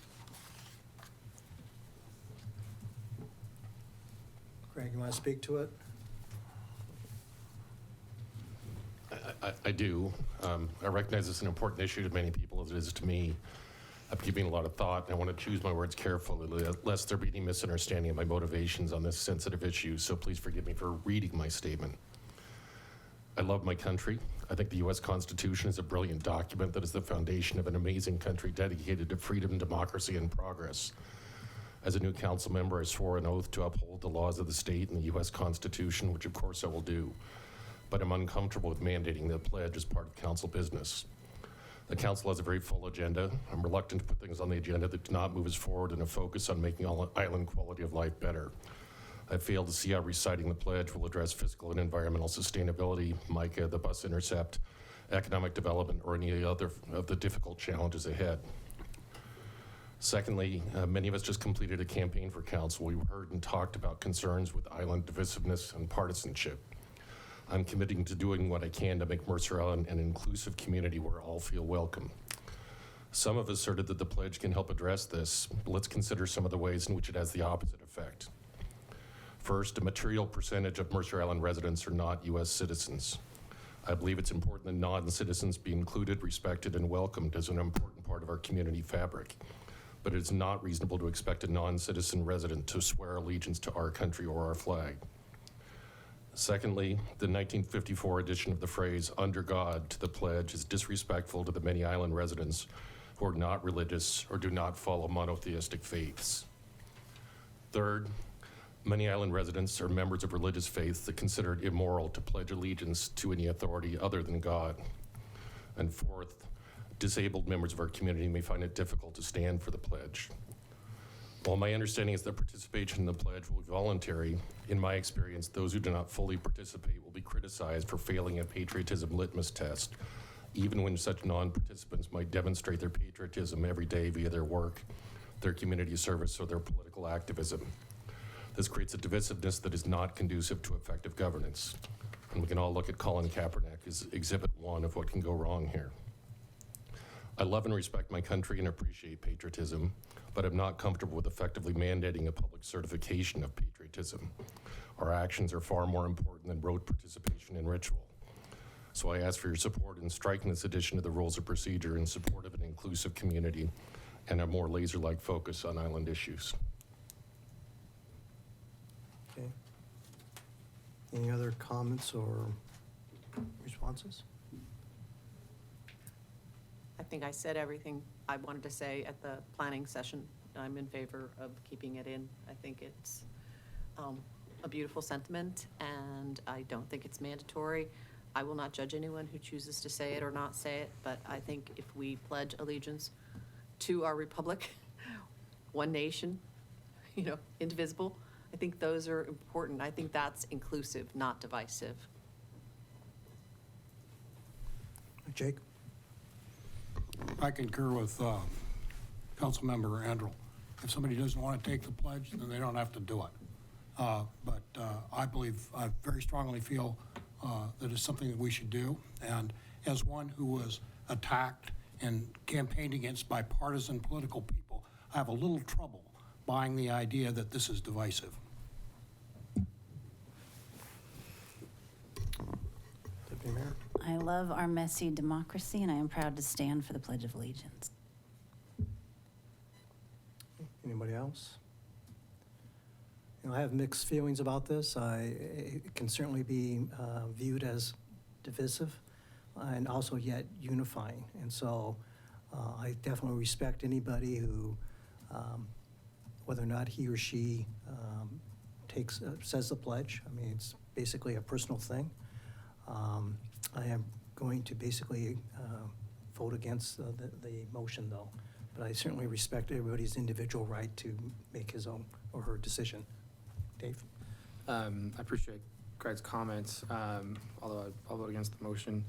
One option, I'm not looking to create work for anyone, but, you know, something that could be nice to really bolster community involvement in these meetings is, rather than one of us leading the Pledge of Allegiance, if we could maybe invite Boy Scouts or Girl Scouts or other community groups to come and lead us in that. That might be something to kind of bring in a big tent while we do that. Okay. There is a motion that's been seconded. All those, any further discussion? Hearing none, all those in favor of the motion say aye. Aye. No, this is a motion to strike, To pull the pledge. to strike the Pledge of Allegiance. All those in favor of that motion? Aye. All those opposed? Nay. Nay. The motion fails 6-1. Okay? So we're back to the main motion, which again excludes section 8.12. Any further discussion? If not, all those in favor of the motion say aye. Aye. All those opposed? Nay. Okay, that motion passes, 6-1, okay? All right. So now we move to the third item on the regular business, which is Agenda Bill 5659. Council, in following the lead from your rules of procedure and the resolution that you just approved, the following agenda bill requires an ordinance amending your municipal code to change the time from 7 o'clock to 6:30. Again, this was done in an effort to move public appearances up to be more conscientious of community needs, and also to try and end our meetings a little bit earlier in the evening. So the actions before you tonight, if you choose to move forward with the ordinance, you would need to suspend the rules of procedure and then adopt the ordinance. Is there, Move to suspend. okay, is there a second? Second. All right, there was a race to the second. Okay, so motion was made by Councilmember Jacobson, and I'm going to give it to Councilmember Rosenwald. All those, any discussion? All those in favor of the motion to suspend? Aye. Aye. Aye. All those opposed? That motion passes 7-0. Is there a motion to adopt ordinance number 20C-03? So second. Okay. The motion to adopt ordinance number 20C-03, amending section 2.06.010 of the Mercer Island City Code to change the time of regular meetings for the city council, was made by Councilmember Jacobson and seconded by Councilmember Anderall. All those in favor of the motion, say aye. Aye. Aye. All those opposed? That motion passes 7-0. Now, are you still up? I think you're still up, aren't you? I am still up, but your Okay. third item All right. is likely a moot point at this, after our discussion regarding the rules of procedure. This was an ordinance amending the municipal code, providing for a change in your appointment process. So you can, So what's the So, appropriate yeah. thing to do to move to postpone consideration of the ordinance amendment? my recommendation would be based on your earlier discussion that you postpone this item to the next meeting. Is it just a move to table? Is that effectively what it is? You could go so far as to move to table, but it's not necessary. It's whatever you want to do in this instance, I'm comfortable with. I'd move to postpone it to the consideration at the next meeting. I'll second that if it requires one. Okay. I'm not sure if it does, but I guess all those in favor are just postpone. Yes, go ahead. Just a question for some guidance here would be, our planning schedule has us making those appointments at the next meeting. Do you recommend we keep that? No, we'll have to defer. Okay. All right, again, all those in favor of the motion to postpone this item, say aye. Aye. Aye. Okay, all those opposed? Okay, that motion passes 7-0. Now, does anybody need a break, or should we just plow through? Okay. Hearing none, we're going to plow through. So we are now in, I'm sorry. The final item of regular business is Agenda Bill 5655, authorize the use of revenue from HB 1406 tax credit and appropriate funding for the Arch administrative budget. We have Deputy Director Allison Van Corp. Thank you. Welcome. Okay. I have about a dozen slides to go through to review the options that we have available tonight. And then we'll have time at the end to discuss the pros and cons of those options and have a discussion with the City Council. So we're here to do two things tonight. Number one is authorize the use of revenue from the House Bill 1406 tax credit that the council approved last fall. And second, appropriate funding for the Arch administrative budget that was also approved last fall. So just to recap, HB 1406 was a piece of state legislation that passed in 2019. It authorizes cities and counties to implement a local sales tax. And there's a 20-year reduction in the state's portion of the sales tax, basically crediting back that money. So there's not an added cost to consumers, but it does provide that increment of funding to support affordable housing. And eligible expenditures for that revenue are acquiring, rehabilitating, or constructing affordable housing, operations and maintenance of new affordable housing, and rental assistance to tenants. Mercer Island enacted the sales tax in November, and the Department of Commerce has capped the amount of Mercer Island's tax credit at $37,373 per year. And that was based on tax revenues last year.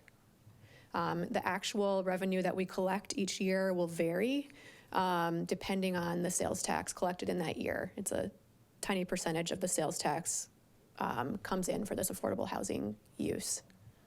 So we're predicting that it'll be in that range of $36,000, $37,000 currently, but if there's a change in the economy or other factors that affect the sales tax, that could go lower in future years.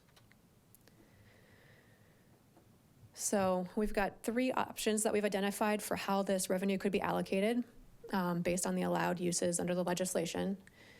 So first, we could apply it to rental assistance for households that earn less than 60% of the city's median income. We could use it to acquire or construct affordable housing locally, or we could pool the funds with other jurisdictions to create affordable housing. So option one, Youth and Family Services has an existing emergency assistance program that's been in place for many years. It's currently funded through donations at about $20,000 per year. That provides $21,000 grants to assist households with emergency rent or utility assistance. So, within 1 year, we can help 20 families in kind of a one-time way, with a month of rent or a few utility payments. When they have a situation like a job loss or a divorce or a health issue that might put them in a circumstance where they're not able to cover all those daily expenses. The current program demand, staff believe, could support an additional $20,000 per year in rental assistance grants above and beyond what we're currently able to provide, so a total of $40,000 per year. We think this could be an effective stopgap measure, but it doesn't really address the larger need for affordable housing locally or in the region. It really just helps for those short-term events that people need assistance with. Option two would be to hold revenue in reserve for a local housing project. So we could take that $36,000 or $37,000 per year and hold it in reserve, or we could even bond against it. If you add that up over 20 years, it's about $720,000, assuming the revenues stay about the same as they are today on average. And we could identify a local project where we acquire or build affordable housing here in Mercer Island. Obviously, with only $720,000, the size of that project would be limited. And it would likely require some kind of public-private partnership with a developer or a housing provider to assist us in putting together that kind of a project and operating it once it's built.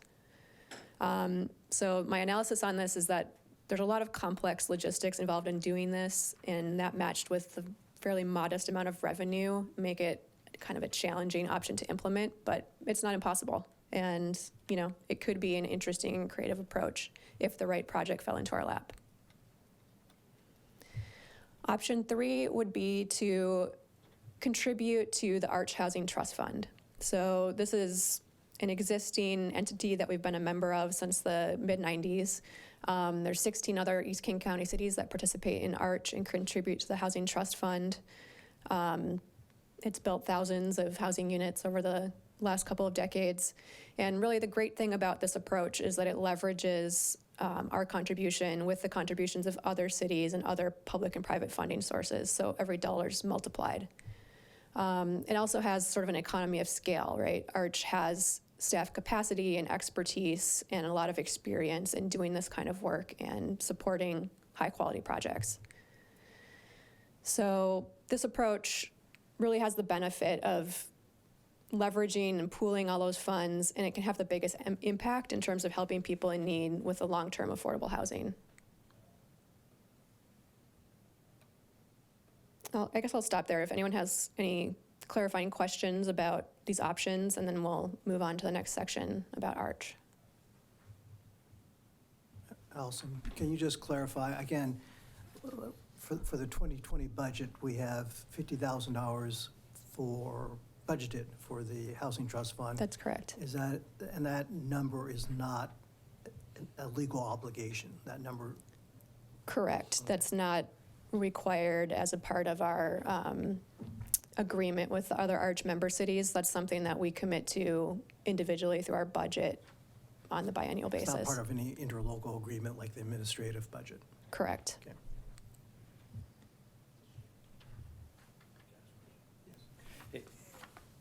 Under 1406, is it not enough to just say that the city would apply the tax to 1, 2, or 3? We can do any of those options, but just for our internal budgeting processes, we need to decide how we're going to use the money this year. So I asked the question because if, for example, tonight we said apportion X amount to Arch, and then Arch had continued compliance issues and cities started backing out, dues would increase. We might say we could do this cheaper ourselves. Do we have to go unwind this? All we're asking for tonight is to allocate the revenue for this year. And then future years' revenue could be allocated as a part of future budget processes. So, couldn't it just go to, be directed to the general fund for the purpose of 1, 2, and 3, and that would be dealt with during a budgeting discussion instead of this? Right. Seems a little Our budget for 2020 was established prior to this revenue being available, and so we need to allocate the revenue for this year. And then in future budget cycles, we can make a different determination about how to use it. When do you first expect to see revenue from this tax? Starting in March. Okay. To me, I think you could probably deal with it in a budget amendment and just say 1, 2, or 3, but that's just me.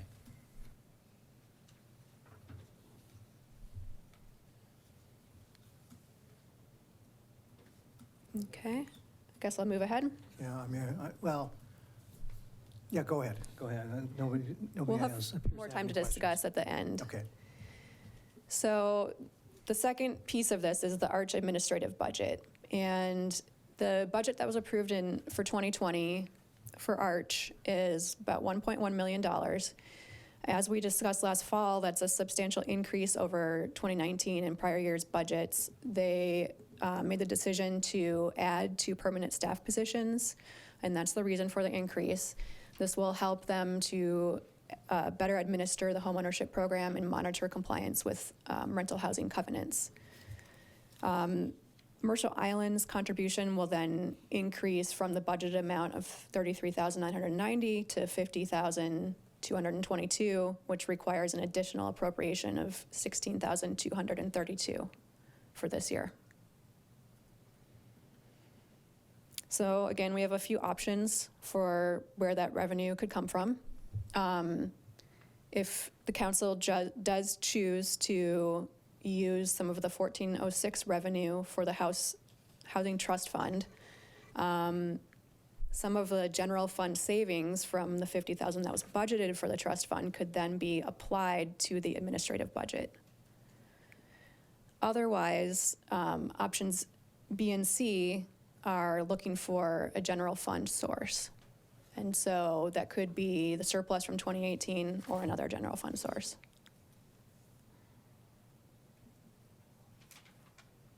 I think I just mentioned this. So just to go over the details, if we want to do this option of kind of switching the money from the housing trust fund to the administrative budget, again, there was 50,000 budgeted for the housing trust fund. The 1406 revenue is likely to be in the range of $36,000 to $37,000, which would then free up that same amount in the general fund. And so a portion of that could be used for the $16,232 that we need for the Arch administrative budget. Or we have the general fund. So my recommendation in all of this, based on discussions with YFS and other staff here in the city, is that the council direct the 1406 revenue to the Housing Trust Fund because that option has the biggest impact in terms of helping people in need. And then use some of that general fund savings to cover the $16,232 for the Arch administrative budget. The reasoning behind this is really, A, that it has the biggest impact, and C and B, that it allows us to cover both of these budget needs without placing further demands on the general fund. I have a question. I'm sorry, Allison, is it time for questions at this point, or did you have more that you wanted to say I had about it? one quick slide here just going over next steps. So tonight we need to make those two decisions about the 1406 revenue and the Arch administrative budget. And then the plan is that we will incorporate that direction into a budget amending ordinance that would come back to council with the Q1 financial status report in April. And I also wanted to mention that at the March 3rd meeting in a month, I will be coming back to you with another Arch-related topic. So the Housing Trust Fund dollars that were appropriated last year in 2019, we need to approve the projects that have been recommended for those dollars. So we'll actually be providing information on the housing projects that have been recommended by the executive board for funding from the Housing Trust Fund. Okay, thanks. A couple of questions. I thought that we did not contribute any money in 2019 because there hadn't been any projects. Well, Mercer Island contributed money to the Housing Trust Fund, but it was not allocated to any projects. Okay, let me step back. In 2018, we contributed money to the Housing Trust Fund. It was not allocated to any projects last year because there weren't any that were ready. So this year, in this funding round, they're looking to allocate the money from 2018 and 2019. So it's going to be a larger set of projects that will be funded than what's typical in past years, because they're kind of doing a double-sized funding round. Yeah, so I don't understand why we would contribute to the Housing Trust Fund in a year when there were no projects. Well, the Housing Trust Fund, you should think about like a bank account, a revolving fund. And the way it's typically worked is all of the member cities contribute to it annually. And then after the money's in the bank account, they do a request for proposals and identify projects and select which projects get funded based on the highest quality projects that are that apply. And then that funding is allocated the next spring. So it's really like a year after it was appropriated that it's allocated to the projects. And so in the case of what happened last year, the money was appropriated in 2018. When they went out for the projects, there wasn't anything, there's a few that applied, but none of them seemed like they were really ripe or at the point where it made sense to fund them. And so Arch made the decision to keep the money in the bank account and then fund more projects this year when they were ready. Okay. And so, I'm sorry, a follow-up question. I just want to understand the impact of these recommendations because I'm a little bit confused about what, can you flip to the slide that has the recommendation on it? Sure. Okay. Option 1 is rental assistance. Sorry, I think I might have mistyped that. But my option is to do the pool the funds with other jurisdictions. So I apologize, that was a typo. It's supposed to be option 3. Okay. Just look at this slide because it's got all of the options laid out there. Probably easier to. Okay, so part 1 is option 3 and part 2 is option A. A, that's correct. I'm sorry for that. No, that's okay. And so, sorry, Benson, I have to kind of finish these financial thoughts. So is the upshot of accepting the recommendation then a reduction in the contribution to the Housing Trust Fund in 2020 from $50,000 to $37,000? I'm not recommending that we reduce the amount that is contributed to the trust fund, just that the source of some of the funds come from 1406 rather than general fund.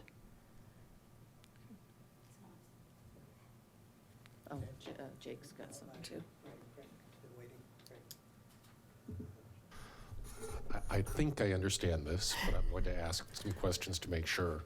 First, I'd just like to confirm my understanding that the HB 1406 revenue can't be used for the administrative costs, correct? That's correct. But we can play, for lack of a better word, a shell game.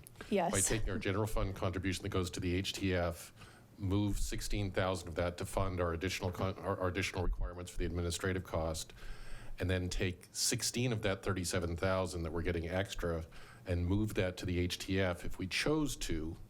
And at that point, our total contribution to Arch would be 16,000 more than it was, but at no cost to us.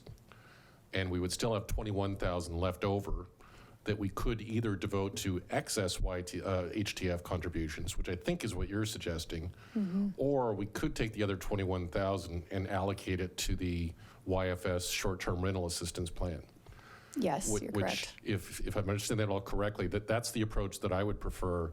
So in summary, it would leave Arch getting the same housing trust fund dollars, the extra 16,000 of administrative costs that they need according to this new staffing plan, and the 21,000 in round numbers going to YFS.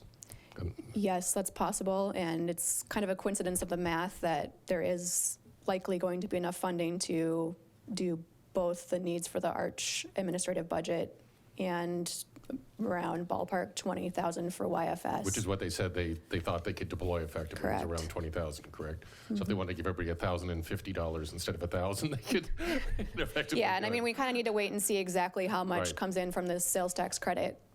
But you know, But in round numbers it seems were, to balance out very well. And That's I don't correct. know if you're looking for a formal motion at this time or just general direction from the council. You'll come back with a motion, but that would be my recommendation.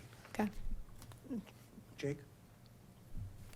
It's my recollection that Arch was being subjected or subjected itself, I'm not sure which, to an operational audit because of the substantial irregularities. So my first question is, has that operational survey been completed, number one?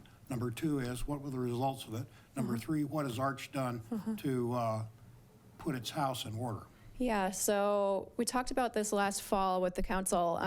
In short, the Arch did find some, I guess, inconsistencies in how some of the homeowners in the homeownership program, and some of them weren't complying with all of the rules and the covenants they signed.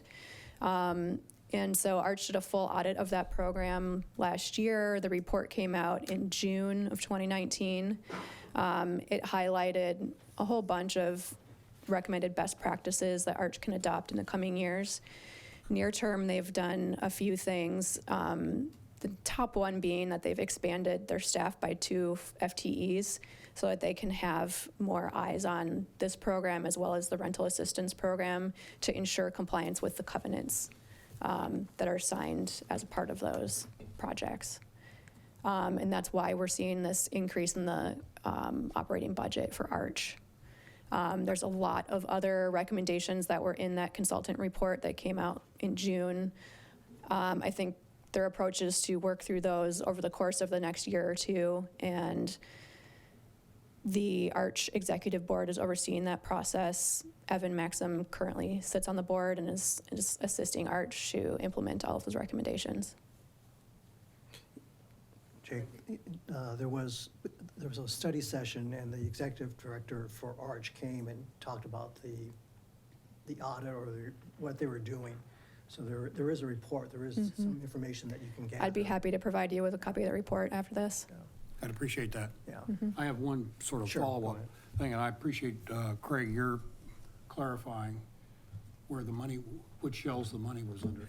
I think that's very helpful.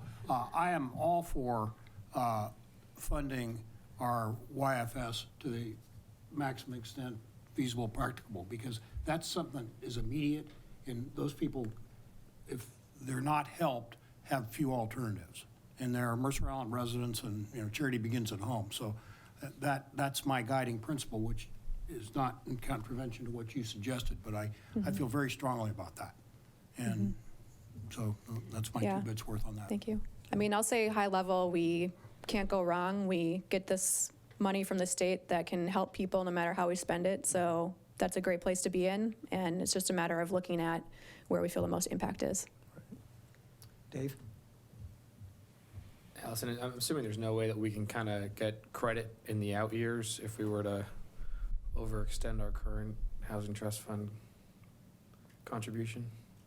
Oh, like if we gave more this year, I mean, I think it's typically, you know, there's not a set amount that you're required to give to the Housing Trust Fund. It's budgeted by each city individually based on what they're able to contribute. So Arch does have sort of a range that they suggest we are within, but, you know, I don't think there's really any credit given for being more 1 year or less 1 year. So we'd have to remind them basically in the future. I mean, we get, you know, our own gratification for helping address the housing crisis, I guess. Is there any other questions? Otherwise, certainly would like to entertain a motion. Craig, you worked out the numbers, if you want to try that again and see if people, Yeah, I'm sorry, go ahead. I'm confused. Craig threw out a number that I couldn't find in this memo, which was $21,000. that's the difference. That's the subtraction between the 37,000 we're expecting to get from the state and the 16,000 that is additional amounts due to the Arch contribution for administrative expense increases. So we're getting 37,000 in more money. We owe 16,000. We've got 21 left over. We have to figure out what to do with it. Thank you. Okay, I can attempt to propose a motion. I hope. And do it slowly, so I want to make sure I follow your numbers as well. Yes, and permission to use round numbers because I haven't done the math carefully, but I would suggest that, well, some of them will be round. I would move to reallocate $16,232 in Housing Trust Fund revenue, or Housing Trust Fund contributions to cover the Arch administrative budget increase, and allocate $16,232 of the HB 1406 revenue to replace that Housing Trust Fund contribution, with the balance of approximately $21,000 going to the YFS Short-Term Housing Assistance Fund. So it sounds like we're allocating the full 100% of the revenue from 1406 to the Housing Trust Fund, and then that will create a general fund savings of approximately $37,000, of which we'll allocate $16,232 to the Arch administrative budget, and the remaining balance to the YFS Emergency Assistance Fund. Yes, I believe that's equivalent to what I said. Just said in a slightly different way. Yeah. So at the end of the day, to clarify, Arch would be getting $16,232 more than it is now, which is solely related to the administrative cost increase, and they would have the same $50,000 of Housing Trust Fund balance, and then the approximately $21,000 that is left over, with an amount to be determined based on how much sales tax revenue is collected, would go to the YFS Short-Term Housing Relief Program, whatever it's called. Great. 2 questions. Benson, if you don't mind. Is there a second? Okay, second, go ahead. Okay, so 2 questions. If we're not going to see this revenue until March, is it correct that we would potentially only expect to see Well, 4/5? I should clarify that. The tax started being collected January 1st, but it takes some time to move through the Department of Revenue and get credited back to the city, and so it won't actually come into our coffers until spring. Okay, but so we will get a full year? We will. in 2020. That's correct. Okay, I There's just a misunderstood that. time delay, a lag. All right, great. And then the other question that I had was, I mean, do we need to decide today that we keep the Housing Trust Fund contribution at $50,000? Well, it was budgeted already at $50,000, so if the council would like to change that, I believe that would need a budget amendment. Okay, but that's not actually part of the I'm Housing Trust not Fund? I'm not proposing that we change the $50,000. I'm just proposing that we change the source of the revenue. Okay, and then the Housing Trust Fund contribution is an agenda bill for another day? Or, So we want to get direction from council on both of these items today, and then they'll be part of a budget amending ordinance that will come back to you in April. So I didn't mean to be short with you. What I'm confused with is why we wouldn't just direct these funds to a subledger account that says to be used for 1, 2, or 3, and that that when there's a balance there, a significant enough balance to address, that we would, through a budget amendment, spend those funds. Because to me, it seems like we're taking the 1406 revenue estimate. I mean, it's a pretty decent estimate. I'm confident it's going to come in. But we're ahead of the revenues, saying how we're going to apportion and how we're going to spend them. Right. Whereas this could have been a very easy discussion tonight where we said, okay, council, would you like to just reserve these funds for these purposes, 1, 2, or 3, and that as that fund accrues a balance, because they're not time-stamped, right? We don't need to spend these dollars in the Oh, year in which they're collected. that's correct, that's correct. You said we could go 20 years and we could collect these funds and Right. spend them on one single project. So the thing that we do need to do now or soon is appropriate funding for Arch. And I think that was what spurred the conversation about how to use the 1406 revenue at this point. Yeah, and I guess I'm on my heels a little bit because I'm used to finance presenting budget amendments. I know that that's not your role, and so I'm not, this is really, to me, feels very out of sequence. And I would prefer just to take the revenues, allocate them for intended purposes, let it build some balance, and then go appropriate it. But that's my view on kind of fiscal discipline and how we do these things. Allison, what is the timing of the payment to Arch for the administrative budget? We typically pay them quarterly, I believe. So it would be feasible to address this later in the year, I suppose. So I just want to acknowledge what Councilmember Neese has suggested is possible, which means we take this topic up when we bring back your budget amending ordinance, April-ish. So you would just defer this discussion to that moment in time, and the advantage would be you'd have a short window of tax collection to understand what your projected revenues would be. Cindy, a question for you, Sydney. I'm not too familiar with the particulars how this fund is applicants are received. If you had clarity now that you'd likely have additional funds, how would that impact your ability to dole out funds? My concern, just with what Salim is saying, is that I would hate to turn away someone today or tomorrow, whatever, however this would work. If we do expect to have additional funds, if we're just sort of saying, well, hold on, if you have this problem in August, we'll help you, but not now. I just don't know how you use it. Yeah. If we were to have additional funds, we would either have them available to dispense if people came back because people need help with rent more than once a year, or we would be able to give them more. So $1,000 is not going to cover a whole rent for somebody. They're going to have to go to other locations. They often have to go to Hope Link, churches, many other places to put together either a mortgage or rent for a certain month. So we would have those funds available, and we would start using them when they became available.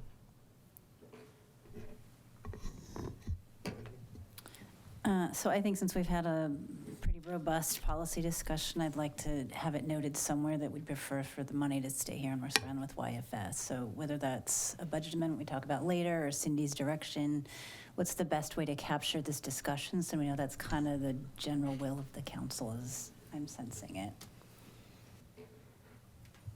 I also sense it's a general will. I would ask you to either appropriate the funds tonight or defer the action to a budget amendment. All right, Craig, do your math. Did you already do it? We have a motion and it's been seconded. Do you want, Deb, can you reread that motion? No. No, I'm sorry, Mayor, there were so many iterations of it, and Okay, I can repeat and attempt to go more slowly if that's helpful. okay. Okay.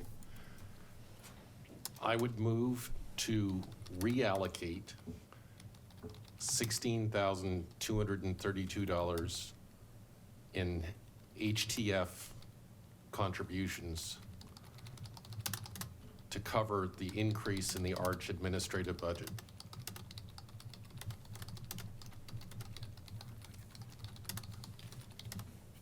Got that so far?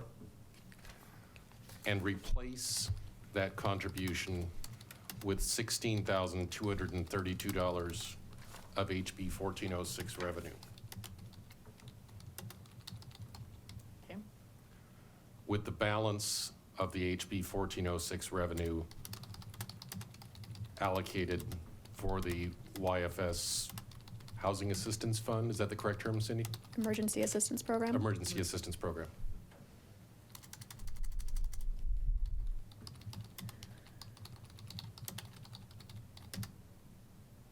And Dave, I believe you seconded it. Are you still comfortable with this? Yes. Okay.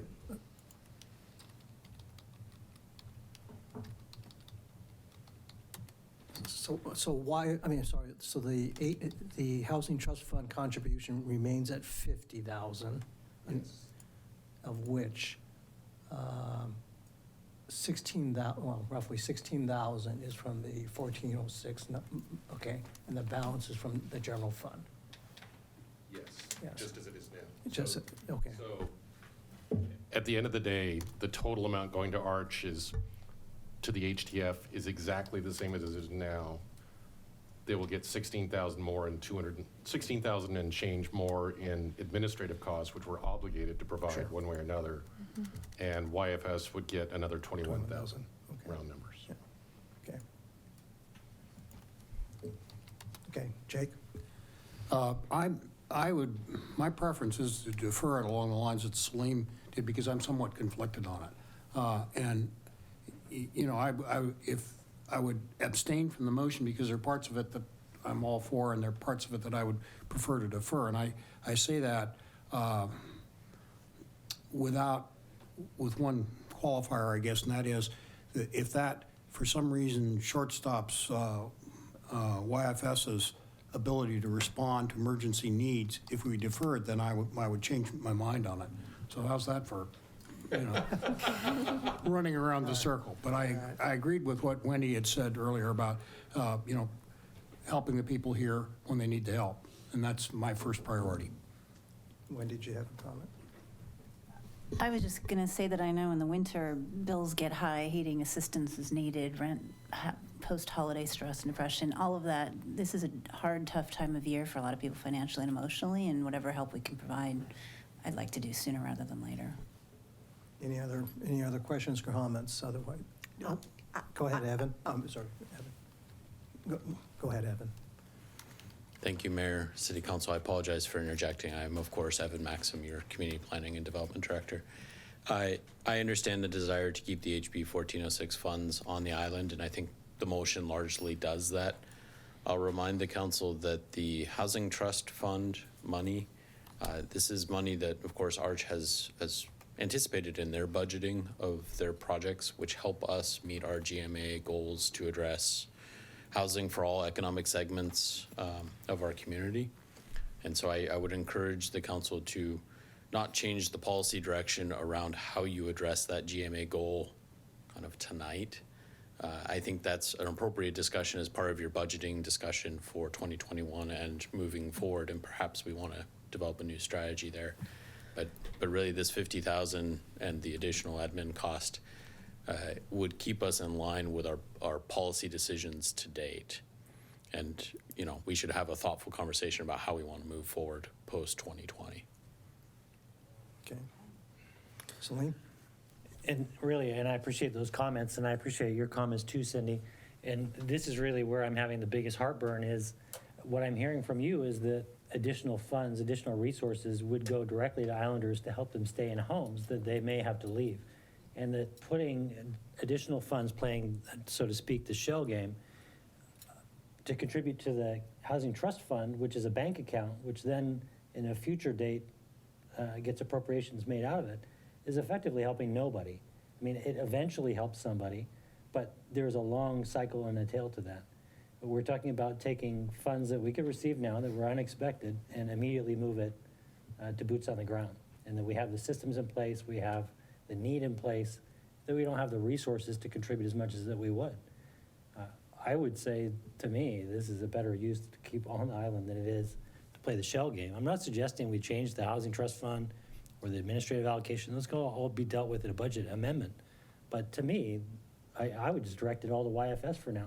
But again, it just needs to go to a subledger account saying, these are the purposes, the intended purposes. It can build a balance, and we could be doling it out monthly to YFS as we see it grow. But we're at day 0 right now. We haven't received any of these dollars. So to me, again, it's out of sequence. But if I have my druthers, I'd like to see it stay on the island, stay with YFS, and wholly contribute to the Housing Assistance Fund. Craig? I just want to clarify one thing, because I'm not sure it's being understood. Although it's confused by the shell game we're playing of allocations, my proposal does keep it all on the island. The only additional money that Arch is getting is the $16,000 in extra administrative costs, which we have to provide. And so we're committed to that. So it's a question of where it comes from. Effectively, this method that I'm proposing is funding it via the HB 1406 revenue. But if we don't fund it that way, we've got to pull it out of some other city account somewhere. So we're keeping the maximum amount on the island possible with this proposal. Lisa? I find all of the options to be quite confusing, but I'm leaning toward the sequencing that Salim is suggesting in terms of what makes sense. But I don't know that I could formulate a motion or an amendment to accomplish that. Well, we have a motion already. Well, we on have the motion, table. but that's not what Yeah. Salim was saying. Sure. Well, at some point, we're going to take a vote on this motion. I guess, as far as my position, I am supportive of the motion. I think it is important that we keep some of this money on the island to help island residents, but also I'm mindful that the Housing Trust Fund is purposed to provide long-term affordable housing, and that does cost money. And so I'm glad to hear that this motion is one that maintains that level of contribution. And yes, going forward, it's going to be something that we have to look at. Obviously, whether or not this is a sustainable model for us, it's hard to say, but I'm supportive of this motion. So let's take a vote on the motion, and if it fails, then we can go somewhere else on this. But we have a motion on the table. All those in favor of the motion say aye. Aye. Is that 4? All those opposed, say nay. Nay. Okay, so the motion passes 4-3. Okay, so thank you, Allison. Thank you. So now, we are doing this without a break, and I appreciate all that. I think we're up now for other business, and so I'm going to turn it over to the interim city manager, Jesse Bond.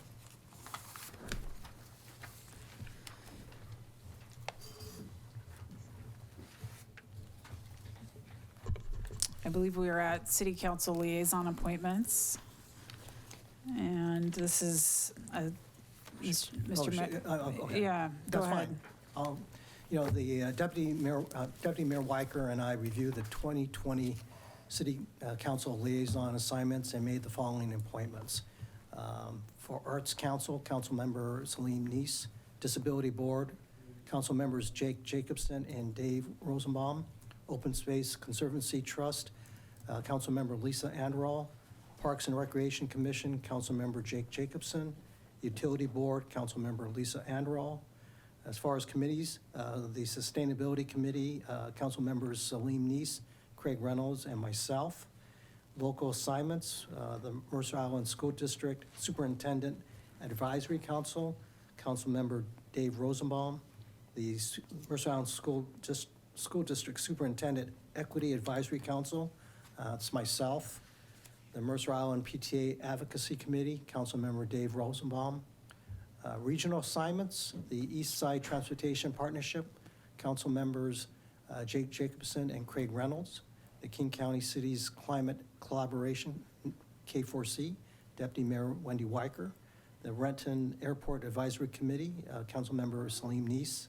The SCA Sound Cities Association Public Issues Committee, myself, and then Councilmember Rosenbaum as the alternate. WRIA 8 Salmon Recovery Council, Councilmember Lisa Anderall.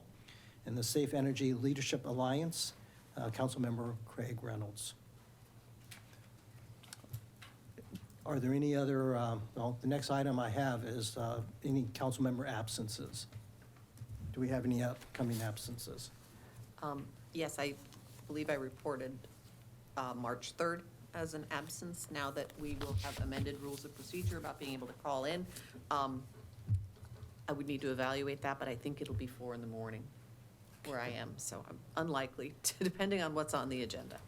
Okay. Any other council member absences? To reaffirm, I will be absent that time as well, but I spoke incorrectly last time. I'll be in Tanzania, not Ethiopia. But I will still try to dial in if it's possible. Okay. Next, do the planning session or? Yeah, the planning schedule. I believe you have an updated copy in front of you. I just wanted to point out, we have moved a couple of things around. If you could take a look, please, for me at March 3rd. We have 2 council member absences. At this point, I have not added anything else to the agenda. If I were to do so, it would be follow-up items related to your new work plan items. It's really council's pleasure if you'd like to keep that meeting or potentially reschedule for March 10th.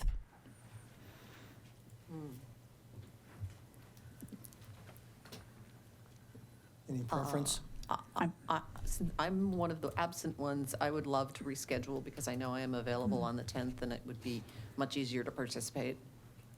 And we might be able to put more substantive stuff on the agenda if all 7 of us were here. I know I'm putting you on the spot. I'm happy to follow up regarding March 10th. I do feel that we need to have 2 meetings in March, even though this doesn't reflect it just yet. Is the staff impacted one way or the other if you change the schedule? I confirm that we have enough staff available on March 10th that I can move forward some of the work plan item discussion items, excuse me. Okay. Okay. At this time, I think it would work for me. Okay. It seems to be, yeah. Salim, is that good? Yeah. Okay. Yeah, it's fine. I think we can go ahead. All right. Schedule for the March 10, okay? All right, I do, I'll just ask as you make vacation plans and you look out on the horizon, if you see a conflict with the council meeting, please let me know as soon as possible so that we can make adjustments to the schedule. And nothing else Okay. to Thank you. add at this time. Okay. Council member reports. We'll start with Council member Rosenbaum. Any reports? Nothing report. Councilmember Reynolds. Nothing to report. Councilmember Anderall. Nope. Deputy Mayor. Cindy Goodwin did a fabulous update today at Rotary. Nothing to report. Okay. Well, I've just a couple of things I just want to mention. Most of you guys hopefully have this on your calendar, but the YFS breakfast is February 12th. Also, if you want to attend the SCA networking dinner, I don't know if it's too late, but that's on February 19. The guest speaker is Dow Constantine. And then lastly, February 29 on your calendar, another fundraiser, YTN. Okay, so your weekends are booked, basically, all right? So with that, we are now going to go into executive session, which will approximately last 2 hours and 30 minutes, to consider the selection of a site or the acquisition of real estate by lease or purchase when public knowledge regarding such consideration would cause a likelihood of increased price, RCW 42.30.110, paren 1, close paren B, close paren. And also to discuss pending or potential litigation with legal counsel pursuant to RCW 42.30.110, paren 1, close paren small I, close paren, and to evaluate the qualifications of an applicant for public employment or to review the performance of a public employee pursuant to RCW 42.30.110. 110, paren 1, close paren, paren G, close paren. No action will be taken.